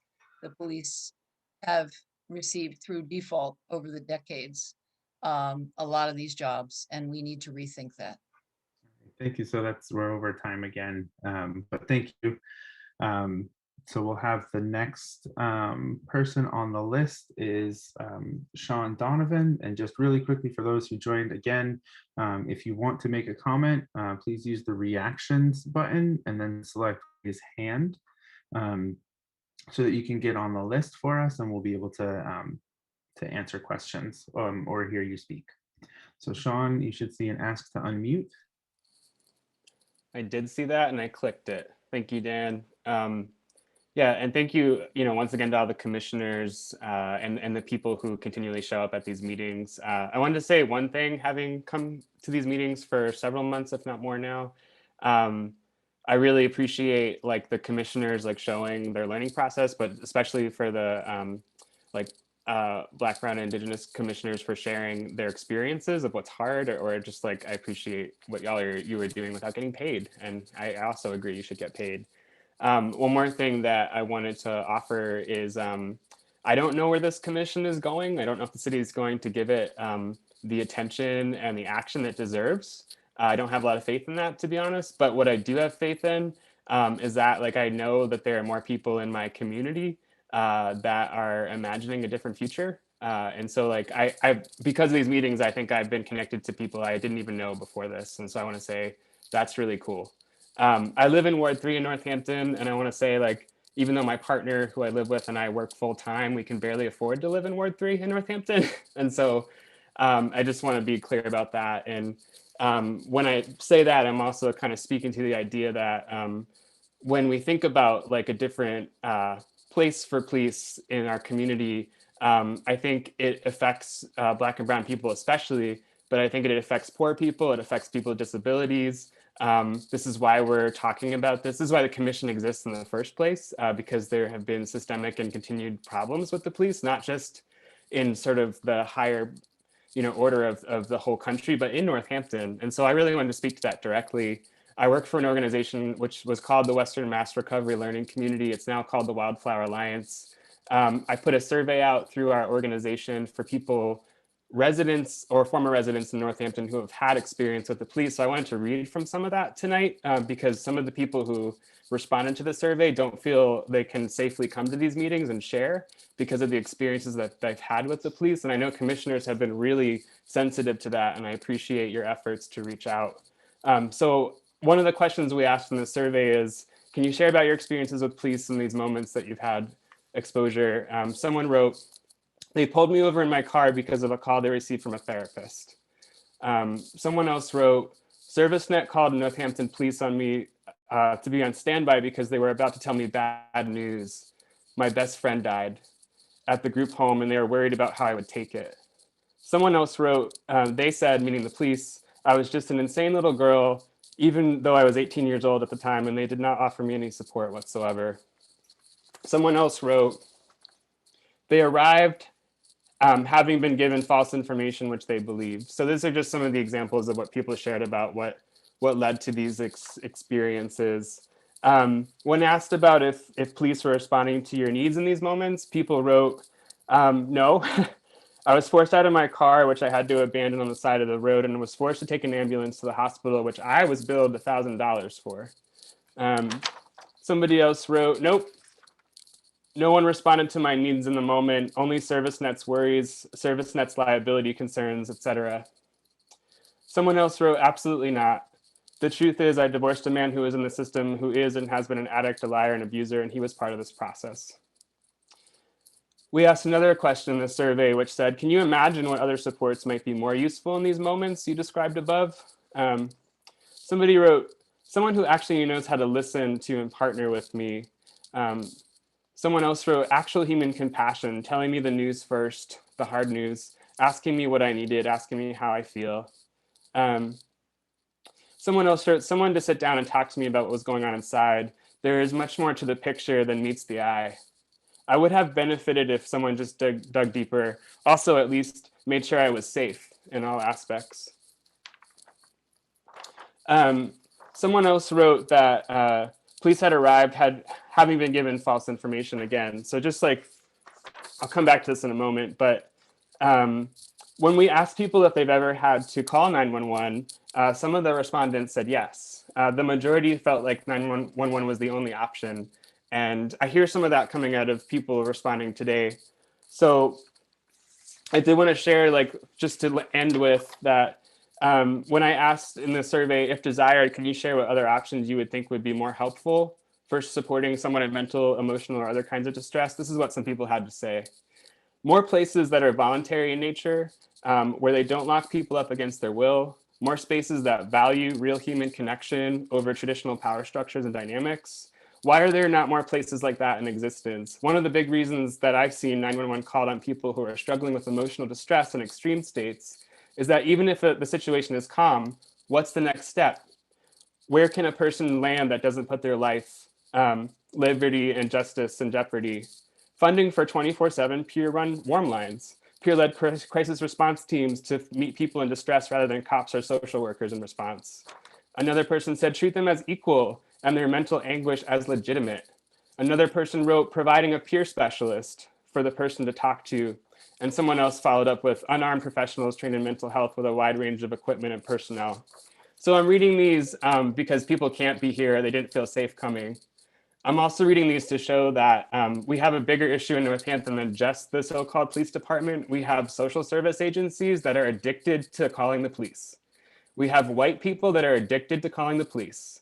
I've heard from other white people on this call that they felt just fine calling the police on friends. And I don't pretend to understand what the situation was, but why don't we have more people that have had the police called on them for emotional reasons coming to these calls and sharing their experiences? And so I think that's an issue not for the commission to solve per se, but I think we have a bigger issue in this town and in this country with the ways that people are addicted to police. And I'm going to call it that because I do feel like there's this compulsion in these responses and in general that, like, it's not just the police responding, but it's like the people that give them power over others. And I really want us to reconsider that for Northampton and for our greater, country. I don't know if I have much time. I kind of blanked out on time. It's about 30 seconds. Okay, then I won't ask you a question. I really just wanted to read out these responses, but I would be curious to hear more from the commission about, like, how you're thinking about policing beyond just the police department, how things are interconnected, but I'll just leave that rhetorically for now. And thank you so much for listening. All right, thank you so much. The next person that we have is Lily P. Hi, I'm Liliana Pollard. I'm from Ward 6, I think. And I've prior talked about my experience as during a scene said when police are threatened to be called on someone for a lot more emotional issues than what the situation actually requires. And earlier in this commission, Ashwin expressed just how some, particularly white people, find police presence makes them feel safe. And for others, like BIPOC, police presence caused fear. I, as a neurodiverse person, as a white person, would like to say my experience with the actions of cops are relatively neutral, even more so than Ashwin, and that is greatly in part because of my whiteness. But the psychological impact in their armed presence has also been greatly negative. I cannot help being uncomfortable. I'm trying my very best to not do something impulsive, to not lash out, act like I'm a quote unquote crackhead. When I'm near them, when I stare at their gun for way too long, I am reminded they can take away my life. Having a deadly weapon only ever used to harm is a threat of deadly force, and it makes people fear.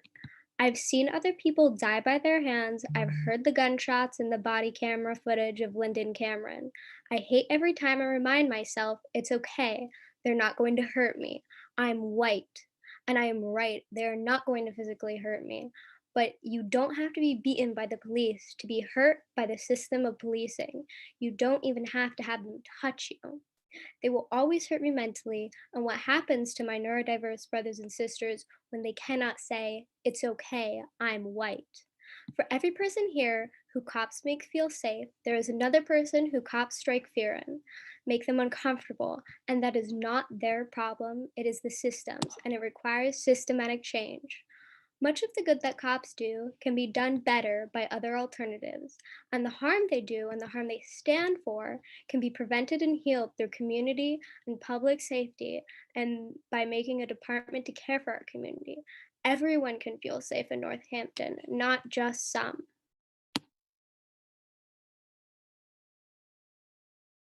All right, thank you. So there's still time left. Did you want to ask a question or is that all? Oh, okay, I guess that's all. All right, so we'll move on. The next person in the list is Nishant.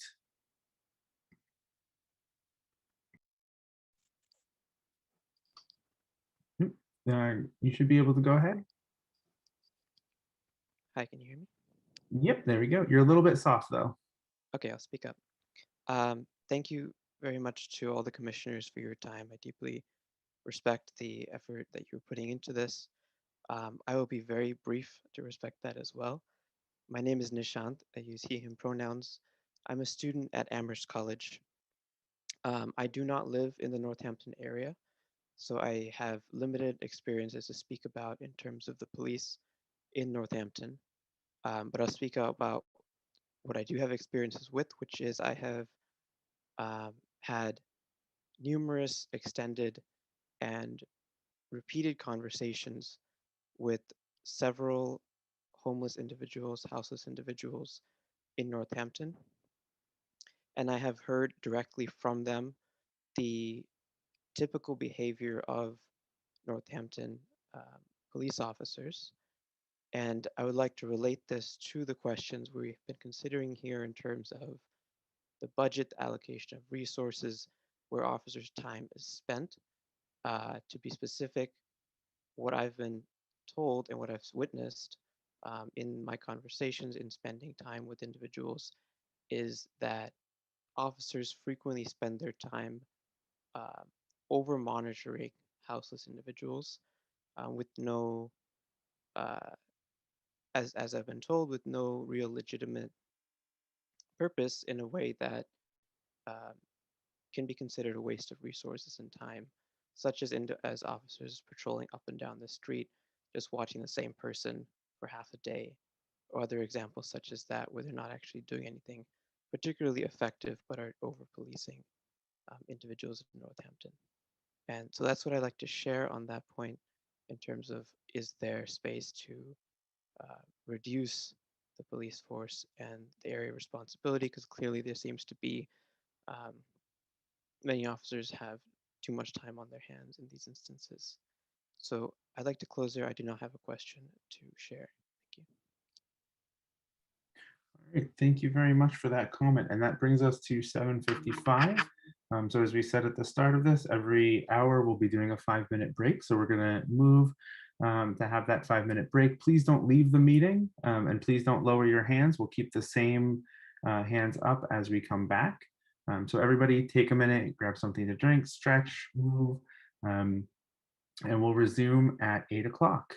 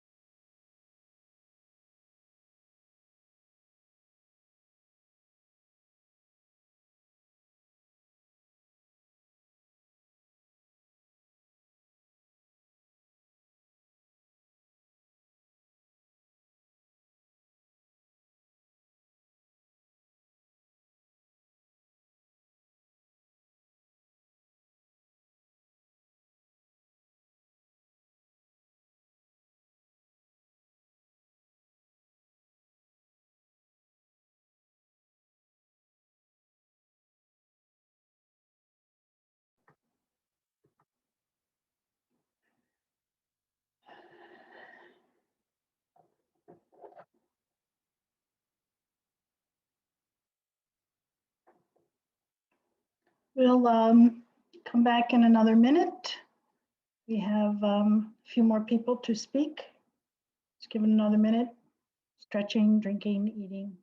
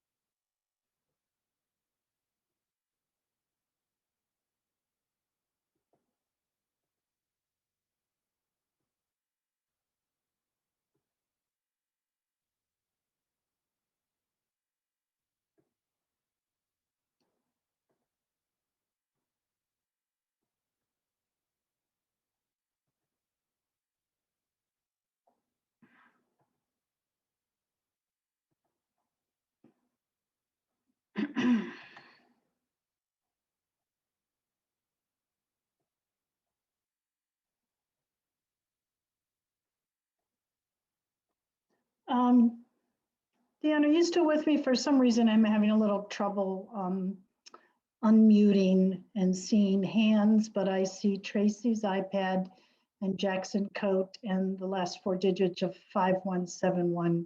Are there any more than that, Dan? No, it's just those three at the moment. Okay. There might If you be. can be a co-pilot for me, and there's Jackson, and I appreciate it. And it looks like you're ready to go, Jackson. Oops, if you could unmute yourself. Great, thank you. I appreciate it. Apologies, there's some technical issues. Me too. My name is Jackson Cody. I'm a reporter with Mass Live, and I'm a Northampton resident. I just had one question. It was based on Dr. Booker Bush's comments saying ideas that may seemed good a year ago, like Policing Review Commission, may not be as effective or beneficial. I just wanted to clarify some of those comments. In hindsight, some of those ideas may not be as good. I was wondering if you could elaborate on that point, maybe talk about what you hope the Policing Review Commission can achieve and whether it can adequately address some of the goals that it was set out to look at, or issues it was set out to look at, like police union contracts, the size and scope and structure of the department, things like that. Okay, Booker. Yes, thank you. I should be sorry for what I say quickly. What I'm saying is, I'm a doctor, and what we did for COVID-19 last February and March really sucked really quickly, to use clinical words. So what you have to learn is that science and knowledge change quickly. And I actually appreciate some comments that were made after what I said, that it's really hard to say a data-driven response. So there are some things. What CAHOOTS does in terms of mental health response is pretty clear, and that's not a question. What we've learned about training programs for police are pretty clear. Those don't work. It gets harder to come up with things that are clear, that work, that are radically different from what we're currently doing. And by the way, I come from a place that we need to change what we're doing. But I actually agree with people who've made comments saying we may need to be part of the radical experiment to try out some new things to keep things safe. And there is no question in my mind that we need to change from where we are at the moment. What's harder is to give data-driven answers. Now, by the way, in my life as a doctor, there are a lot of things there's not clear data about what the right thing to do is for what troubles the majority of people I come in contact with. So for instance, If you have autism, and that person's parent calls me and says, can you give me a medicine to make this better? I don't have a scientific answer for that, but I'm going to try some things to make that better. And I think we're in that same place in terms of policing. We have really clear data about what hasn't worked. I'm also going to make another statement, though. There's no question that policing came out of a racist structure. But guess what? I'm a doctor, and everything I was taught came out of a racist structure. The American Medical Association didn't want me to be a member until late in the 60s. And the Massachusetts state medical boards didn't want me to be a member. So I work within a racist institution. And I have to figure out how to work within that to serve my patients. So this is a problem with policing too. It grows out of us. There is no question in my mind. It grows out of a racist, white supremacist culture, but so does everything else we do here. Open meeting laws to me are white supremacist, don't change anything structures. So, but I want to work with that and figure out how to work it. So to give a quick question to a really important question you're asking, I don't feel that there are some things, differences in mental health response. And by the way, when we spoke with Jody Casper, she actually agreed that presentations that were made in terms of the Kahoot structure and other structures are things that we should be moving towards and getting them less involved with. That is not a question. I think there are some questions that are less clear. I think we should be housing people so that they are less subject to police issues. I think we should be figuring out ways that people don't have to depend on police response for their issues related to drug use. I think we haven't talked about it yet. Domestic violence victims need other choices other than having police involved. There's enough experience that tells me that that doesn't work well. So I'm hoping I've answered Jackson's issues with some thoughts. Thank you, Booker. Jackson, you do have about 1:40 left. Yeah, thank you very much, Dr. Bush. I just wanted to ask, I guess, more specifically, how effective you think a policing review commission, specifically the Northampton Policing Review Commission, will be at combating some of these problems or just analyzing and making recommendations on these problems. Yeah, I guess that's a very broad question, but any response would be great. And Jackson, Booker, I'm sorry, could I interrupt? I think Javier had his hand up. So either one of you. Yeah, that question's open for any commission. Yeah. So. Javier, would you like to take that one?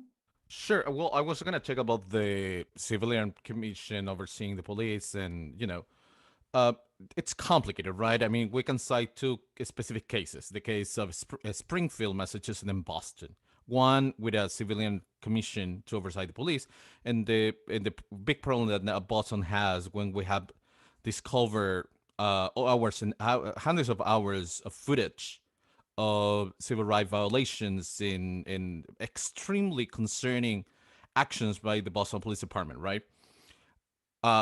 For Carl Williams, who was the attorney who was able to get those recordings, the amount of hopes that he needed to jump to be able to get those recordings, it's massive. 10 years ago, people would say, well, body-worn cameras are the answer. But body-worn cameras are not necessarily the answer. It's a tool. If you have a bad policy governing body-worn cameras, it's nonsense. It's not going to work. That's Boston, for example. When we're talking about Springfield in a civilian review commission, we know that the political dynamics in Springfield and the problematic of Springfield after the DOJ report came to the light, right?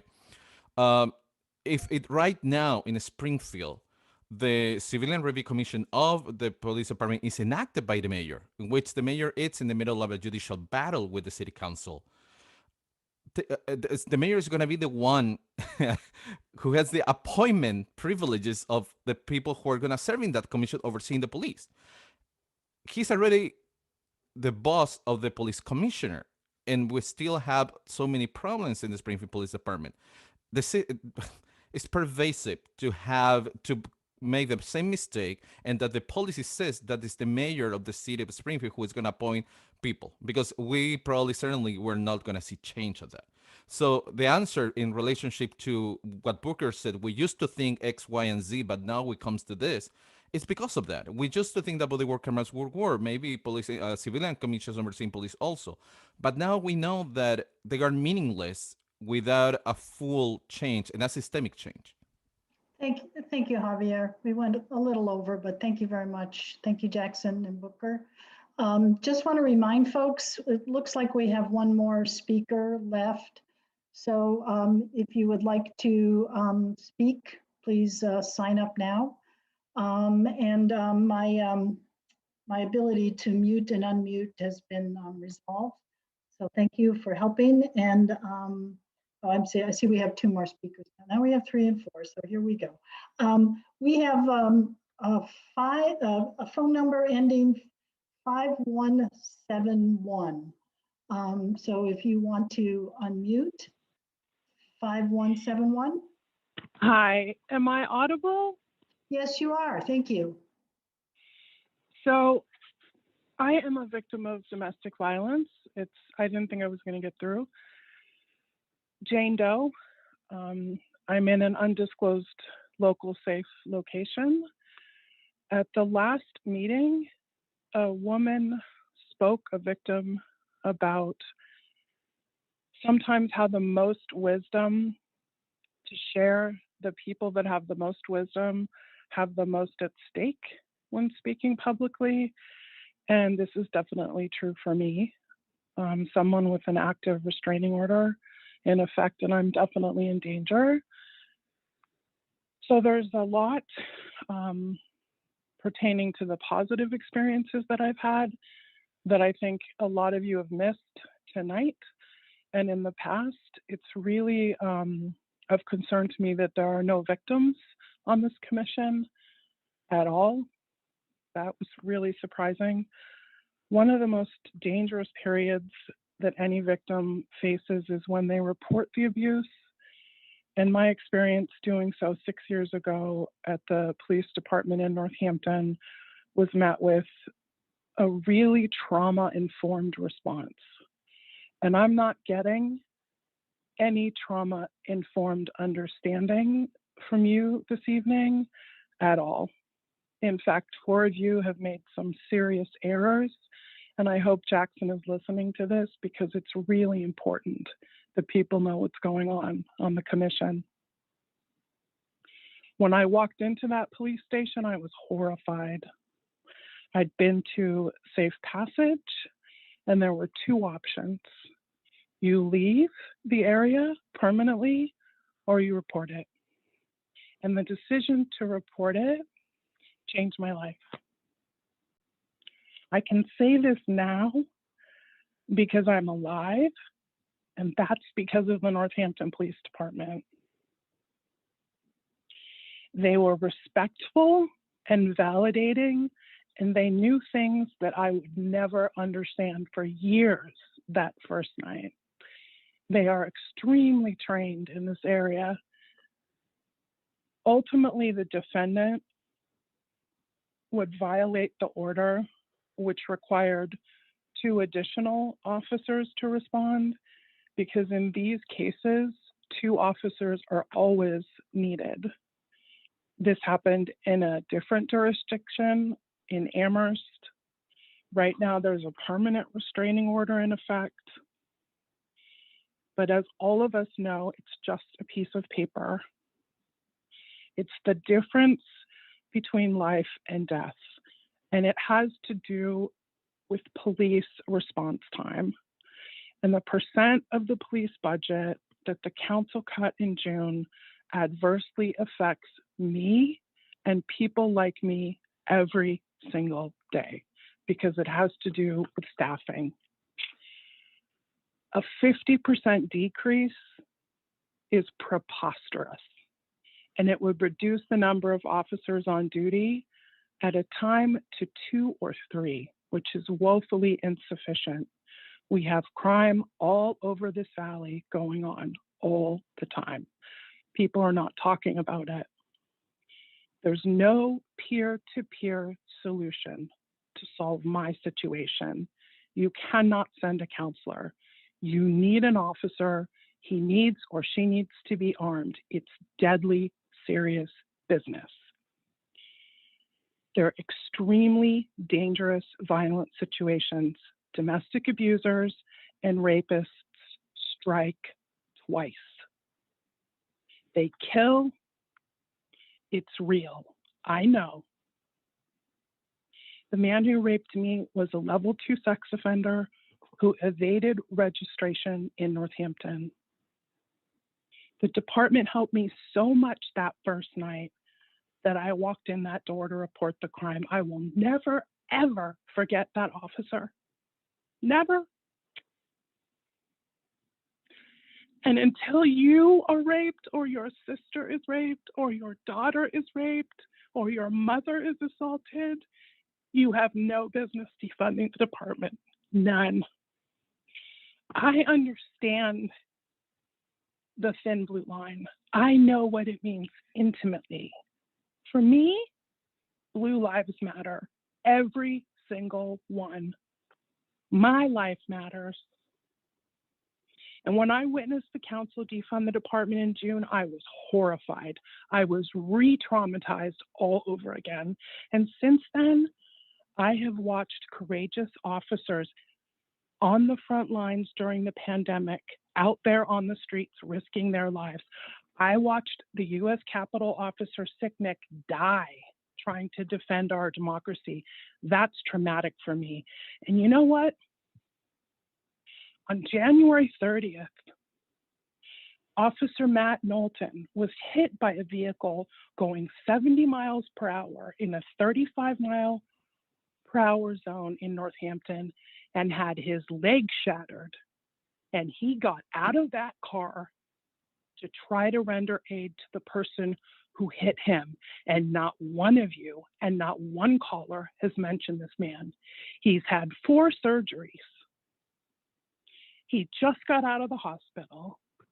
And I had got on this call and I listened to one of you say the most evil things about the union.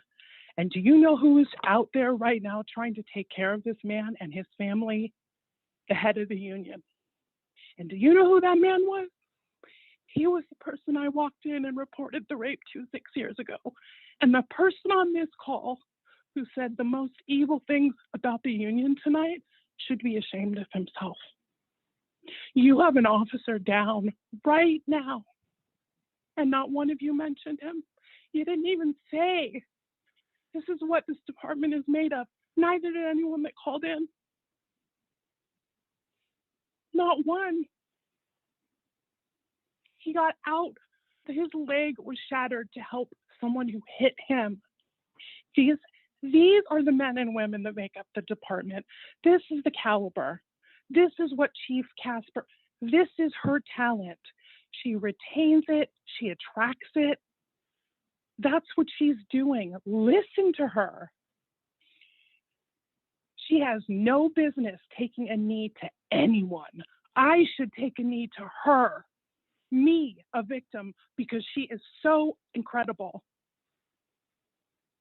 And in 2019, a domestic violence incident on Village Hill Road, a man murdered his wife and shot himself and left 3 little girls right there. And do you know who was up there? An officer of the department and the comfort dog to take care of those little girls who had just watched their parents get shot. That's what goes on in this town. And while everybody is virtue signaling and doing all this woke multi-culties, this is not about color. Officer Knowlton got out to render aid last week. It didn't matter what color she looked like. It didn't matter what color I was when I walked in there. These people are you have the most incredible department. This is not Minnesota. I don't know. Everybody's lost it. You cut 10% from the departmental budget. You have Officer Wallace and Douglas removed from the school. You had a caller call in at the last commission hearing to talk about her daughter who had been molested online and felt was finally able to trust this officer. He had engendered that kind of rapport and trust so that she could report it, something she couldn't even report to her mother. And this man who has done the most incredible work in this town, you take him out of the school because a minority hijacks the government.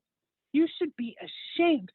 The man who spoke about the union on this call, and I heard it, I will never forget you. I am watching you so closely, all of you, every single move you make. Jane, thank you. Thank you so much. I'm so sorry. Your time is up. Appreciate you speaking with us tonight. I'd like to move to Tracy. I think you were before Rye, and then you left. And so Rye, if you're okay, I will go to Tracy next, Tracy's iPad. And you can unmute on your end. Hi. Can you hear me? Yes, we can. Thank you very much. First of all, I want to thank the victim of domestic abuse who just spoke. And Officer Knowlton is an amazing person who is now suffering badly, and he has a GoFundMe that I donated to, and I would encourage everyone here to do the same. We are blessed to have the police department that we do have. Sean Donovan, Lily's, and Nishant's testimonies do show that we need social services intervention because the police should not have to deal with those kind of situations. I would think that the $880,000 that has already been cut should easily be able to pay for an army of social workers. I understand that this discussion started because police in other cities have murdered people of color, but our department has not. I think we need to stop vilifying them and start honoring them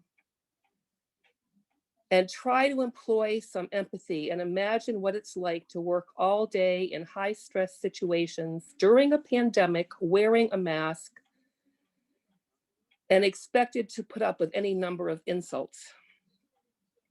If you want to see them exhibiting amazing self-control, Google a YouTube video of Eric Matlock harassing Northampton police.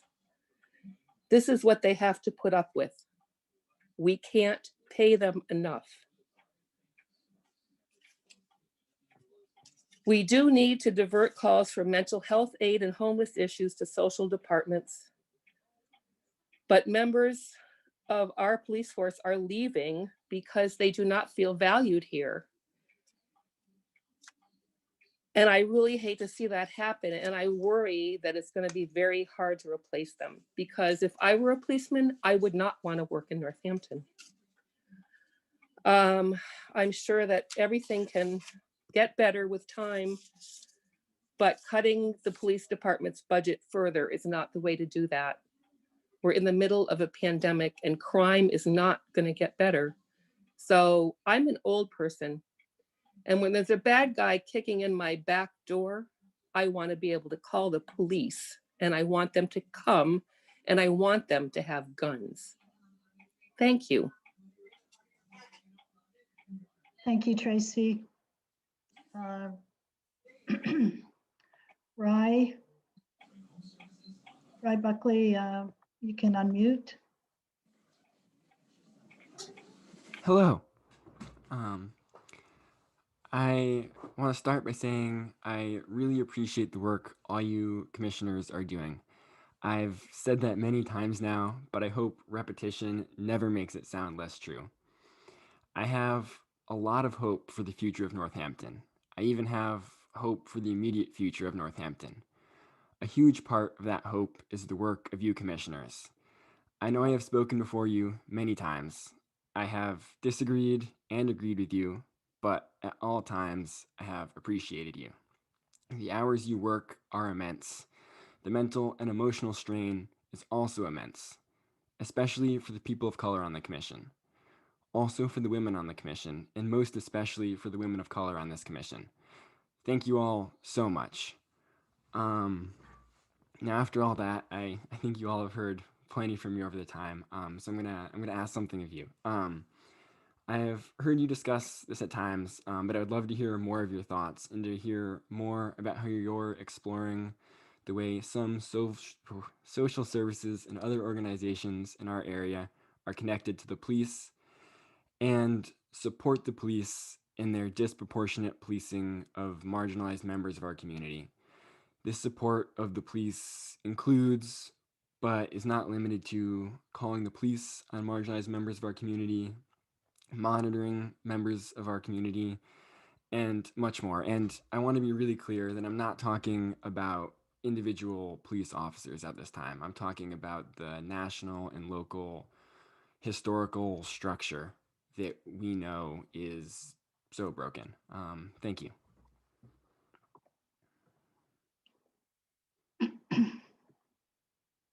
Thank you, Rai.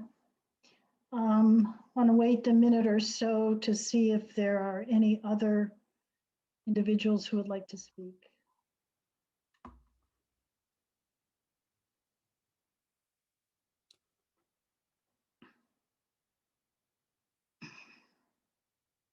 I'm sorry. Yes, Dan. I think Booker was first. I'll let him Oh, go. I'm so sorry. I'm waiting for the public, because I'm thinking that, just help me out here, folks, what you like to do. If there's no more public speaking, we could, there's Yaping, but we could close the public comment and then have commissioners, or what's the best way? I'm up for any suggestion here. Well, I think Rai had asked a question. Oh, I'm so sorry. You did. I'm very sorry about that. Okay. Dan, did you want to take that, or was it? I was new, so I actually shared a comment with Sean Donovan, who spoke earlier about when he gave that very moving series of the diaries from other people who had experiences. And I wrote to him and said, as a doctor, I've done many of the same things of calling the police to deal with what I viewed as mental health emergencies. You know, and as I now reflect on them, I was covering my own tush rather than really caring for the individuals who were in crisis. And unfortunately, my training and the way, frankly, I train, my job is to train future doctors, was to do sort of the same thing. And I have to say, I'm hoping the city council and the mayor listen to what we say to them and make major changes. But the other thing that comes from things like this is how it's changed me. It's changed how I teach the doctors I'm in charge of training. And I'll actually say to them, you know, what I would have told you to do 3 months ago is call the police about this. But now all of us are talking about, can we get the police out of patient care, and what can we do? So I guess I'm more talking to how this process works on me. We have to figure out how to state things in a way that it causes bigger change. But this process is a identity changing, personality changing process if you are open to it. And I'm really glad about all the people who are listening and all of the ideas that we're hearing. And I'm hoping a lot of people are open to hearing about new and different ways to think about what was the solution my parents taught me to do, and trying to teach my children to have a different process about problems. So that I'm going to stop there. Thank you, Booker. And Ryan, I so apologize. I didn't realize that there was a question there. And Michael, I'm not sure, did you have your hand up to respond? Did any other commissioner have their hand up to respond? Dan, thank you. I'm just not seeing all the commissioners on my screen. So Dan, you have about 1 minute and 15 seconds. Yeah, this sort of addresses both things. I do want to say there are people on this commission who have been sexually assaulted, who have been victims of that kind of violence. I myself was. I had my own experience with the police where my friends had to call the police for me while I was cleaning up the blood that was all over my arms and my head. When I did that, I had one officer who was very pleasant, asked questions. I had another officer who said, "Show me your arm, that's my favorite boo-boo." So I just want to put out, there are a lot of different experiences. I'm going to guess that my sexuality, that my race, that my gender impacted those things. And that changes what we have in terms of experiences. And so one of the things thinking about, how do we relate all of these things? This is really important and this is really difficult to do. I think it's really important to sort of figure out where experiences are probably the most traumatic, but where we can make even minor interventions that help make sure that there's an equitable process, or if there's an option, if people are really scared about or nervous to call the police, that there's an option for them as well. I think that's the key here. We want everyone to be safe and everyone to have access to something that makes them safe, a response that makes them safe. Thank you, Dan. Yeah, Ping. You can unmute on your end. Hello. Thanks everyone again for countless hours. Before I start, I just wanted to acknowledge that the earlier caller shared something that to me sounded very threatening and very much like a sharp threat. And I just want to note that that made me very uncomfortable and afraid for people on this call. And I don't think that was okay. Okay, that aside, I wanted to, something's been on my mind and I'm almost hesitant to bring it up. The subject is like the history of policing. And I'm hesitant to bring it up because my questions about it don't apply to most of the commissioners.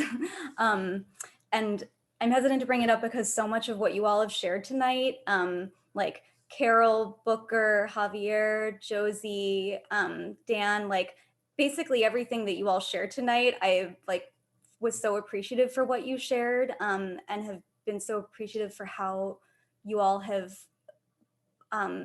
been open about learning new things and also, advocating for things that weren't on your radar before.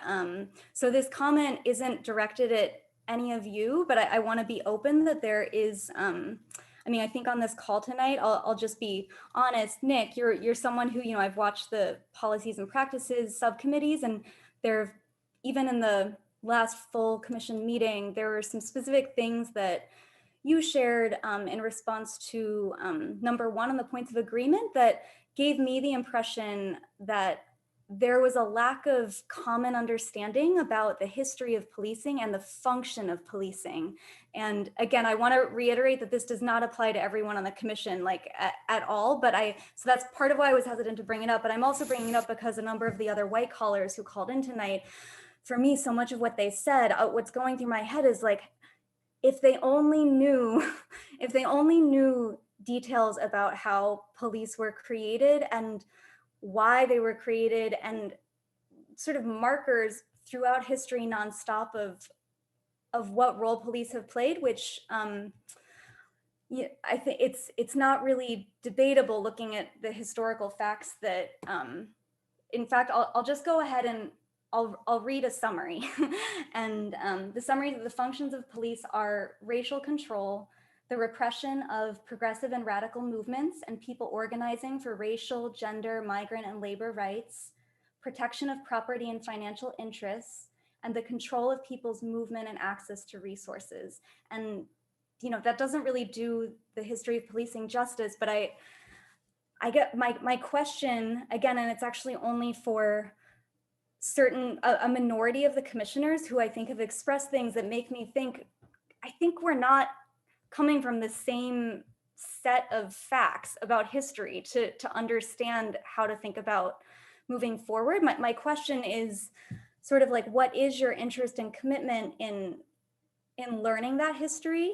And I think actually the way the commission is going, like what everyone's talking about, I'm not very concerned that that a lack of understanding of history will influence the really amazing things that you all are putting forward. But in hearing other callers tonight, especially, I'm wondering what interest and room there is for a more, maybe a broader conversation, maybe even a extra outside of the commission meetings, a history of policing workshop that members from the Northampton community are invited to come to. And maybe for certain commissioners who I think have said things that make me wonder if you've ever looked at the Critical Resistance website, if you've ever looked at their history of policing, or if you've ever read any of the stuff that we've sent. Again, this is a small minority of commissioners who are white.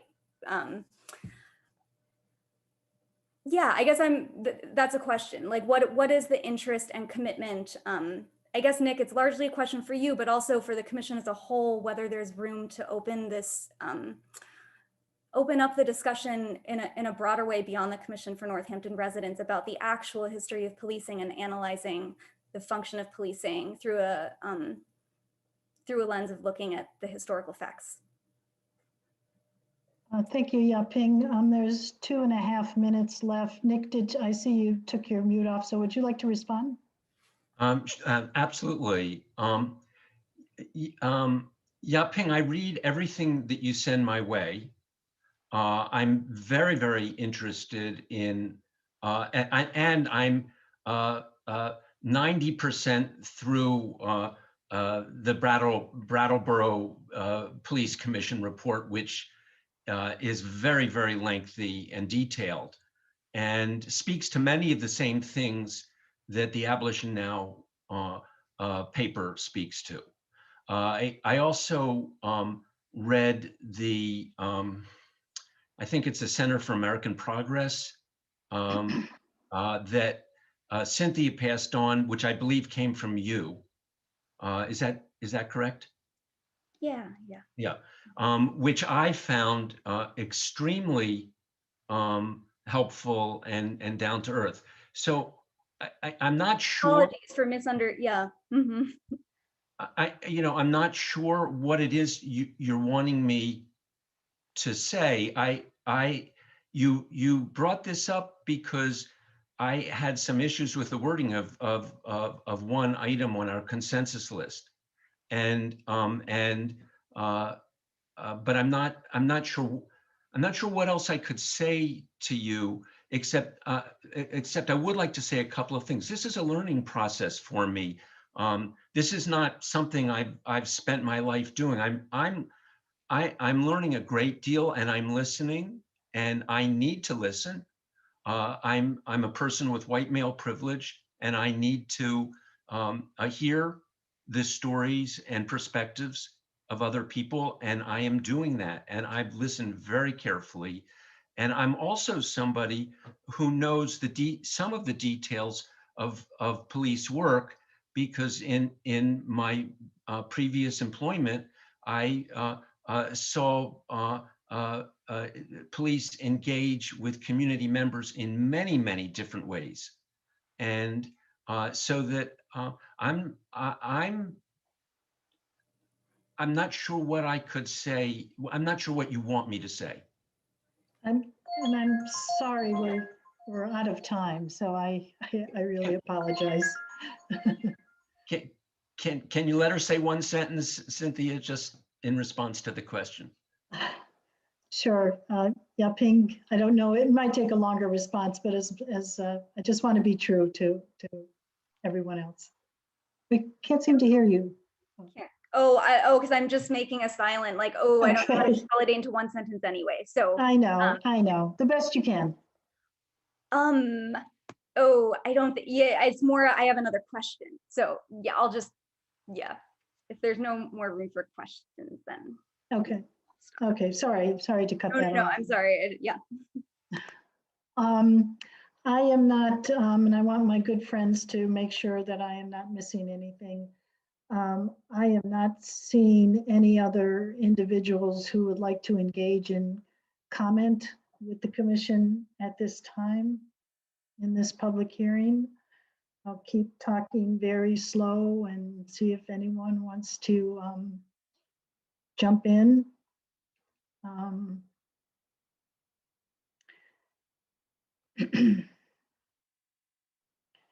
And if not, we are in a position to call for a motion to close the public hearing.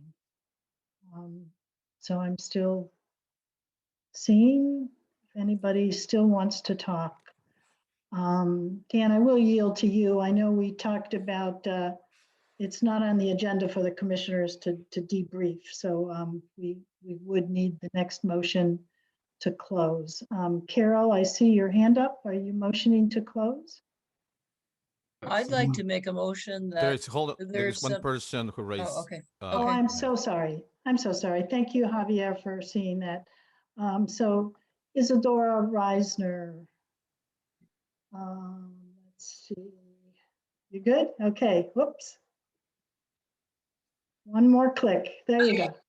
Sorry, I couldn't figure out how to raise my hand on this thing. So thanks for your patience. I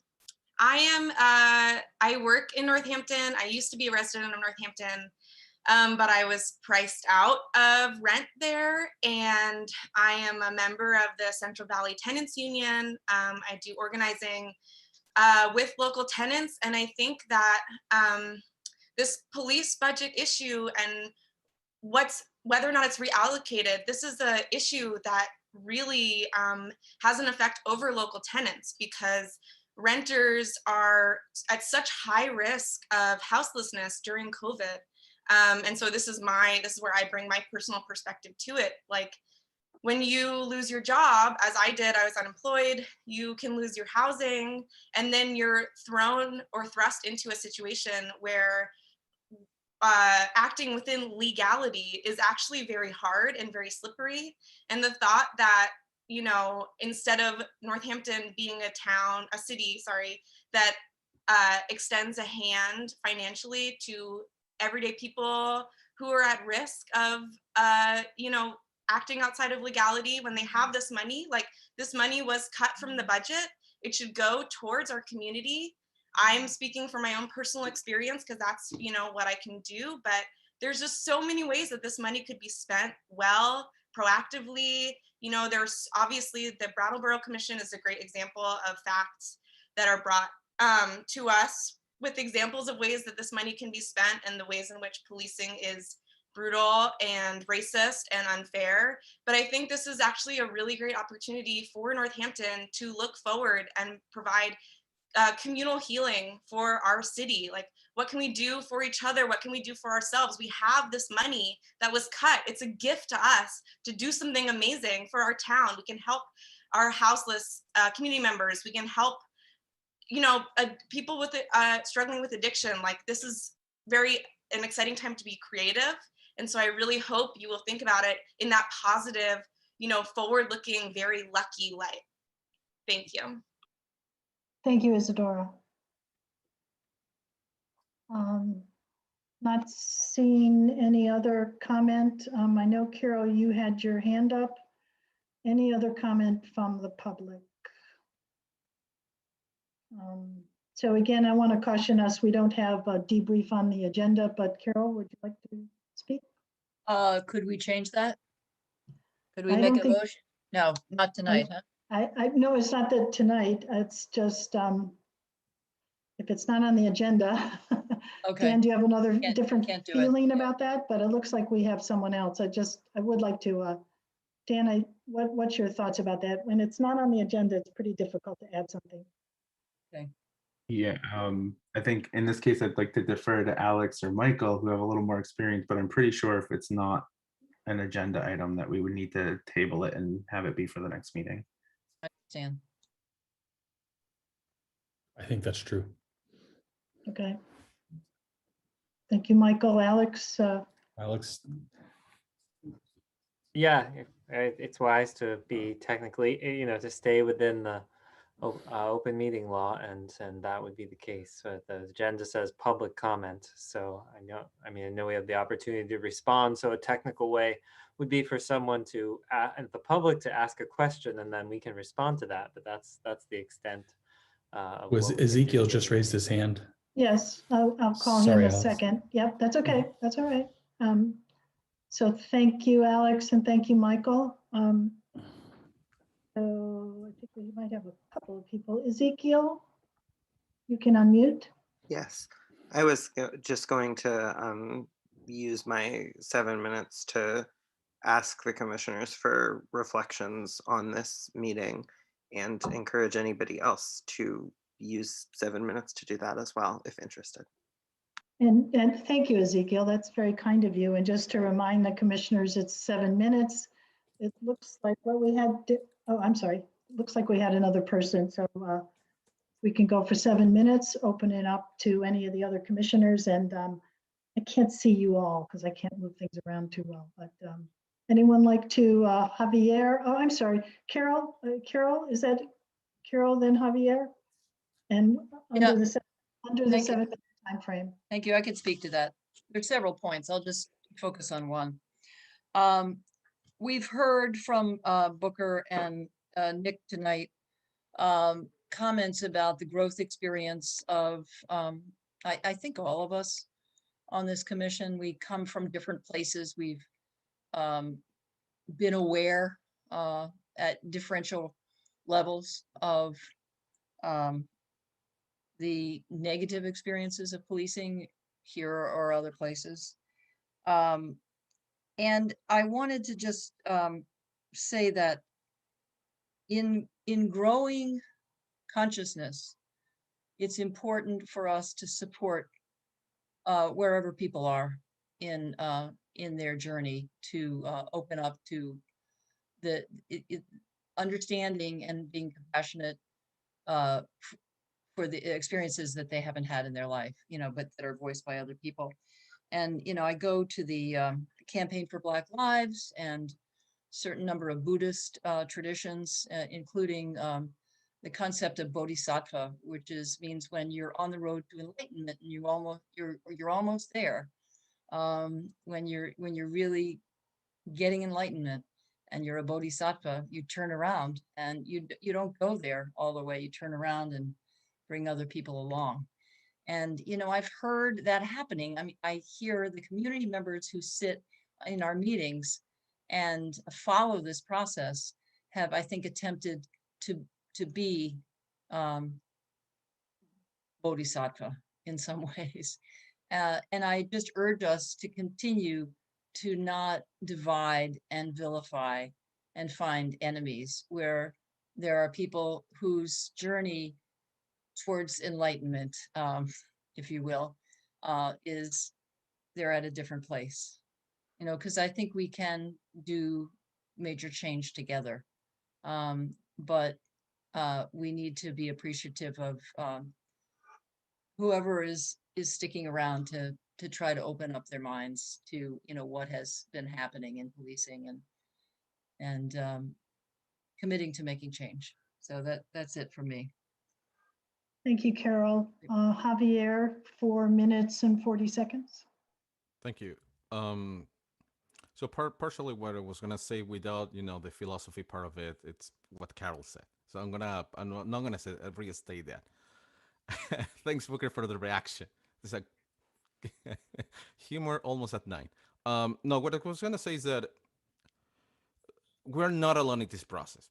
It's not just the commission. It's all these people who are showing up in every single meeting, who are giving the experience, who are talking to us. If people who spoke on behalf of the police is still here, I want to say the ways how we have been talking about changes to the existing system. It starts, and we talked about this yesterday with the police chief. It starts with a dispatcher being able to make the decision, highly trained dispatcher being able to make the decision when a cop is needed or when an alternative to a cop is needed. So I just want to be really clear with that. And because that's something that we have talked, it's really concrete. So those instances when people are saying that I want a cop yes or yes, well, if they call the dispatch and dispatch makes a call, the dispatch is going to have data and account in a cop will be sent. That's not going to change.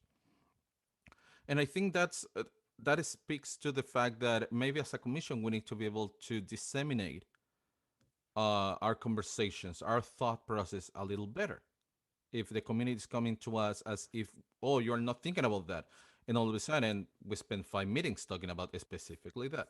And I think that at some point that was also problematic within the commission, that a subcommittee would start talking about specific issues and alternatives, and somebody in the full commission would say enact as we were not talking about that. So this is also an invitation for the commissioners to start thinking about meeting with more people if it's necessary. Zoom is really good for that. Being able to to to to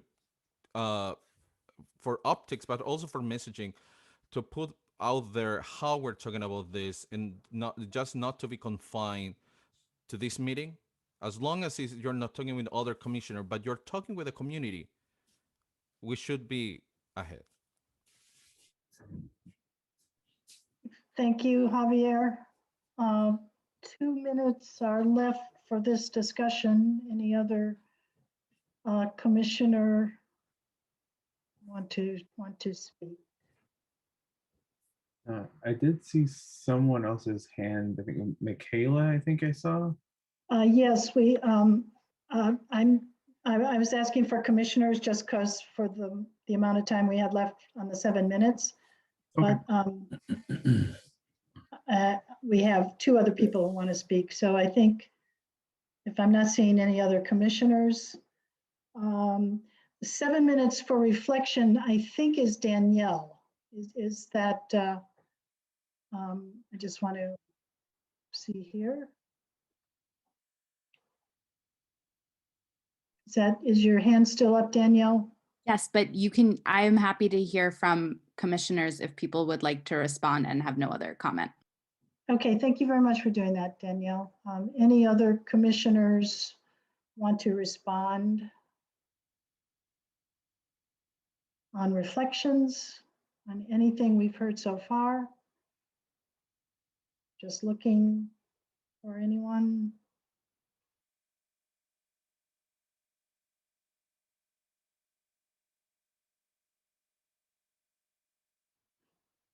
Danielle, it appears that there are no more comments from commissioners. Did you want to make a final comment? I've got my I'm hand sorry. up. I'm sorry, Booker. I need to change the color of paint in my room because when you have a dark hand up in my room, it's hard to see it. Apologize. And it would be easier to see a white hand, and I won't comment about that any further.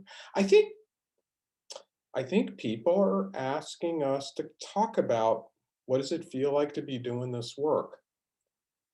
And this is a really difficult thing to sort of put yourself out there and to say, here's what this is doing to me. And I don't want to talk anymore about this. I think I've said enough.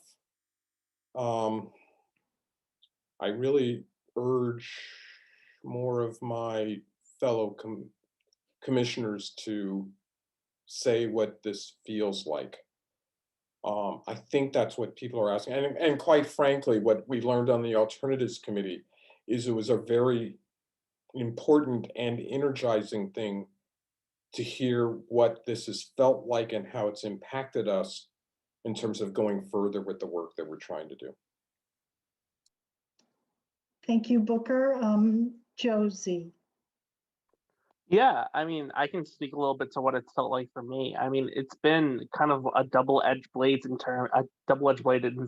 terms of it being extremely rewarding doing work that I feel like is actually meaningful, but also extremely exhausting to be confronted with members of the public, but also members within this own commission who say that they are speaking for the benefits of Northampton citizens and for people of color, marginalized communities, and still wanting to appeal to authorities and white supremacist structures that have oppressed people like me and people who I care about and people who I hold close, and to continue pushing for things such as reform, when again, empirically, we have the evidence to suggest that is not the case.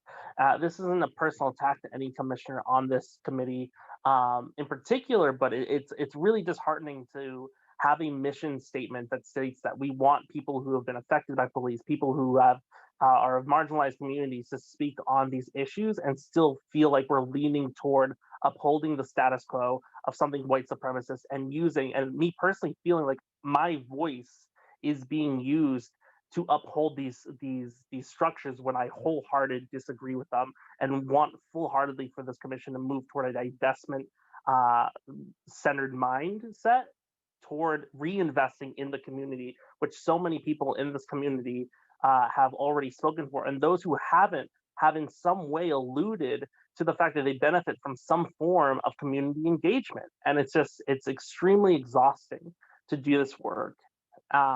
At the same time, I think it's really meaningful, and these conversations need to be had so that members of the public can see that this kind of process is occurring. And if it falls short, knowing full well that is because the structures that are in place are so strong and must be dismantled full-heartedly. Thank you, Josie. 4 minutes left for commissioners. Reflection. I guess I'll just do a really quick one, which is that this entire process has been a learning experience for myself. I already had some idea of some of the mechanisms that are at play, but a lot of those knowledges were either hyper individual in my own experience, or sort of broader at the sociological level, hitting that macro level of how do these institutions work, what's their history, what are the power dynamics inherent in them, and how do we see that across all of their iterations. And this has made me do the work of bridging those two things. So hitting that sort of meso level in really looking at how they all interact in this one space.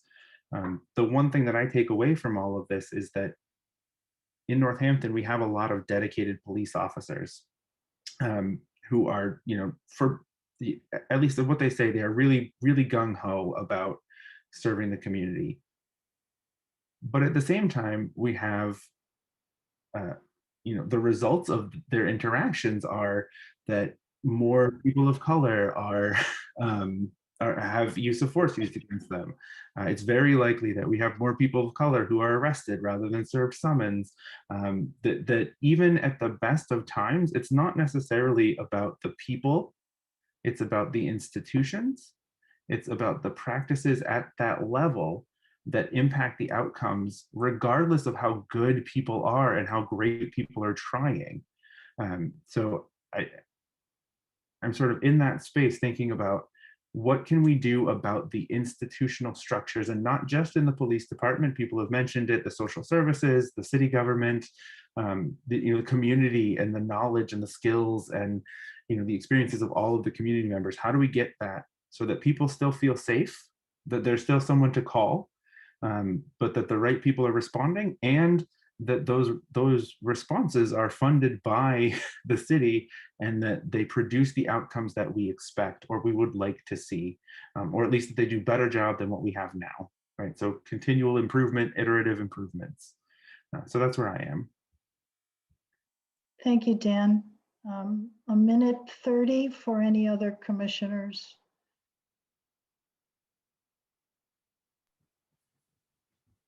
Michael. Thank you. I just thought that what Dan was going to say, he made a comment that we have this institution, we have this community that's served by police officers that as Dan mentioned, have a passion for that work, but we also have a need, we have a need to serve the community in a different manner on things that we know. I said this morning to Bob Flaherty too, but you have police officers that are trained to deal with things like a mental health response, but we know there are people that have more training in that, right? And so this to me, like I mentioned before, was one of the most fascinating parts of this, is to think about the emergency response, and we've talked about it a couple times, but to put the right player into the right position, basically. And so that's the part that's fascinated me, and that's the part that I've enjoyed the most, and the learning curve has been extremely steep, which has been daunting, but also rewarding to do so much reading and learn so much. And then, lastly, I would say I listened to Tracy before, who spoke, and I listened to Jane Doe, who spoke, and their support of the police department, I think, is something that you do, not. It's important to understand that as was mentioned, people don't know what the other responses are, right? They don't know what the alternatives to that may be. So they understand that part, that there's a safety element there, but how to access other safety nets, if you will, is not obvious yet. So that's the wrench here for me. Thank you, Or Michael. buzzer. And our time is up, and thank you, Booker, for allowing the rest of us to speak. I would love to speak too. Maybe I'll get a chance soon.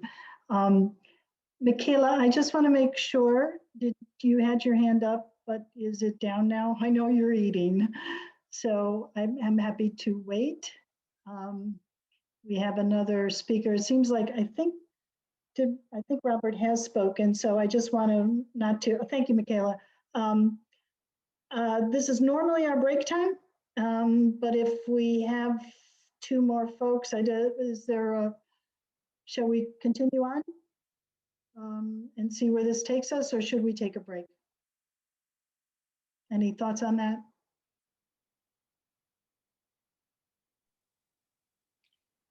I would say if it's just two people and there's no one else, that we continue.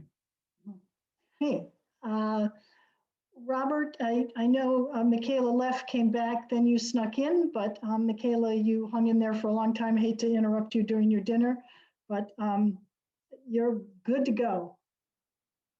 You can unmute on your end. Okay, thank you. My name is Michaela, she, her. I live in Ward 3 in Northampton. I'm also an activist with the Democratic Socialists of America local chapter. And I just wanted to make a comment actually on some of the things that are coming up here. It sounds very, I realize that everyone's quite well-intentioned. There's a lot of we're just learning about how to do things in an alternative way. So there's a learning curve, appreciate that.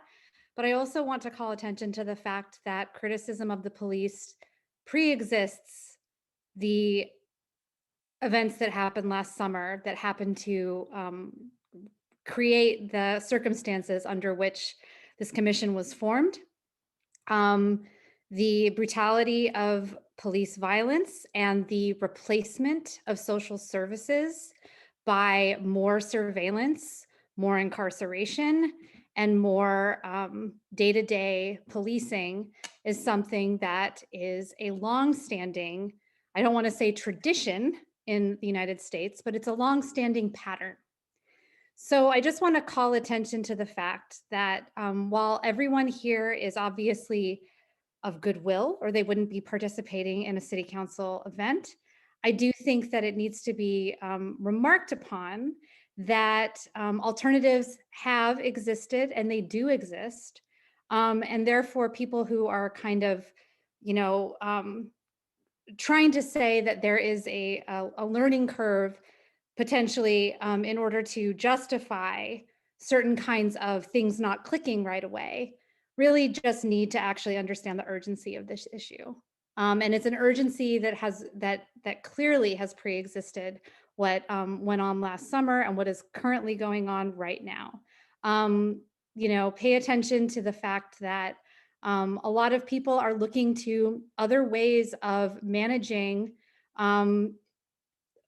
social problems in broad swaths. A lot of things are very popular that weren't even thought of, or at least were said not to be thinkable 5-10 years ago. And I don't want to take up the commission's time with too much sort of pontificating about socialist alternatives to capitalist and oppressive regimes. But I also want to say that the time is now in order to start switching over to a more humane way of social welfare and social services, and starting to try to think of a just transition of people who thought of themselves as police officers into more socially justifiable careers. Thank you. Thank you, Michaela. Are there any more comments from the public?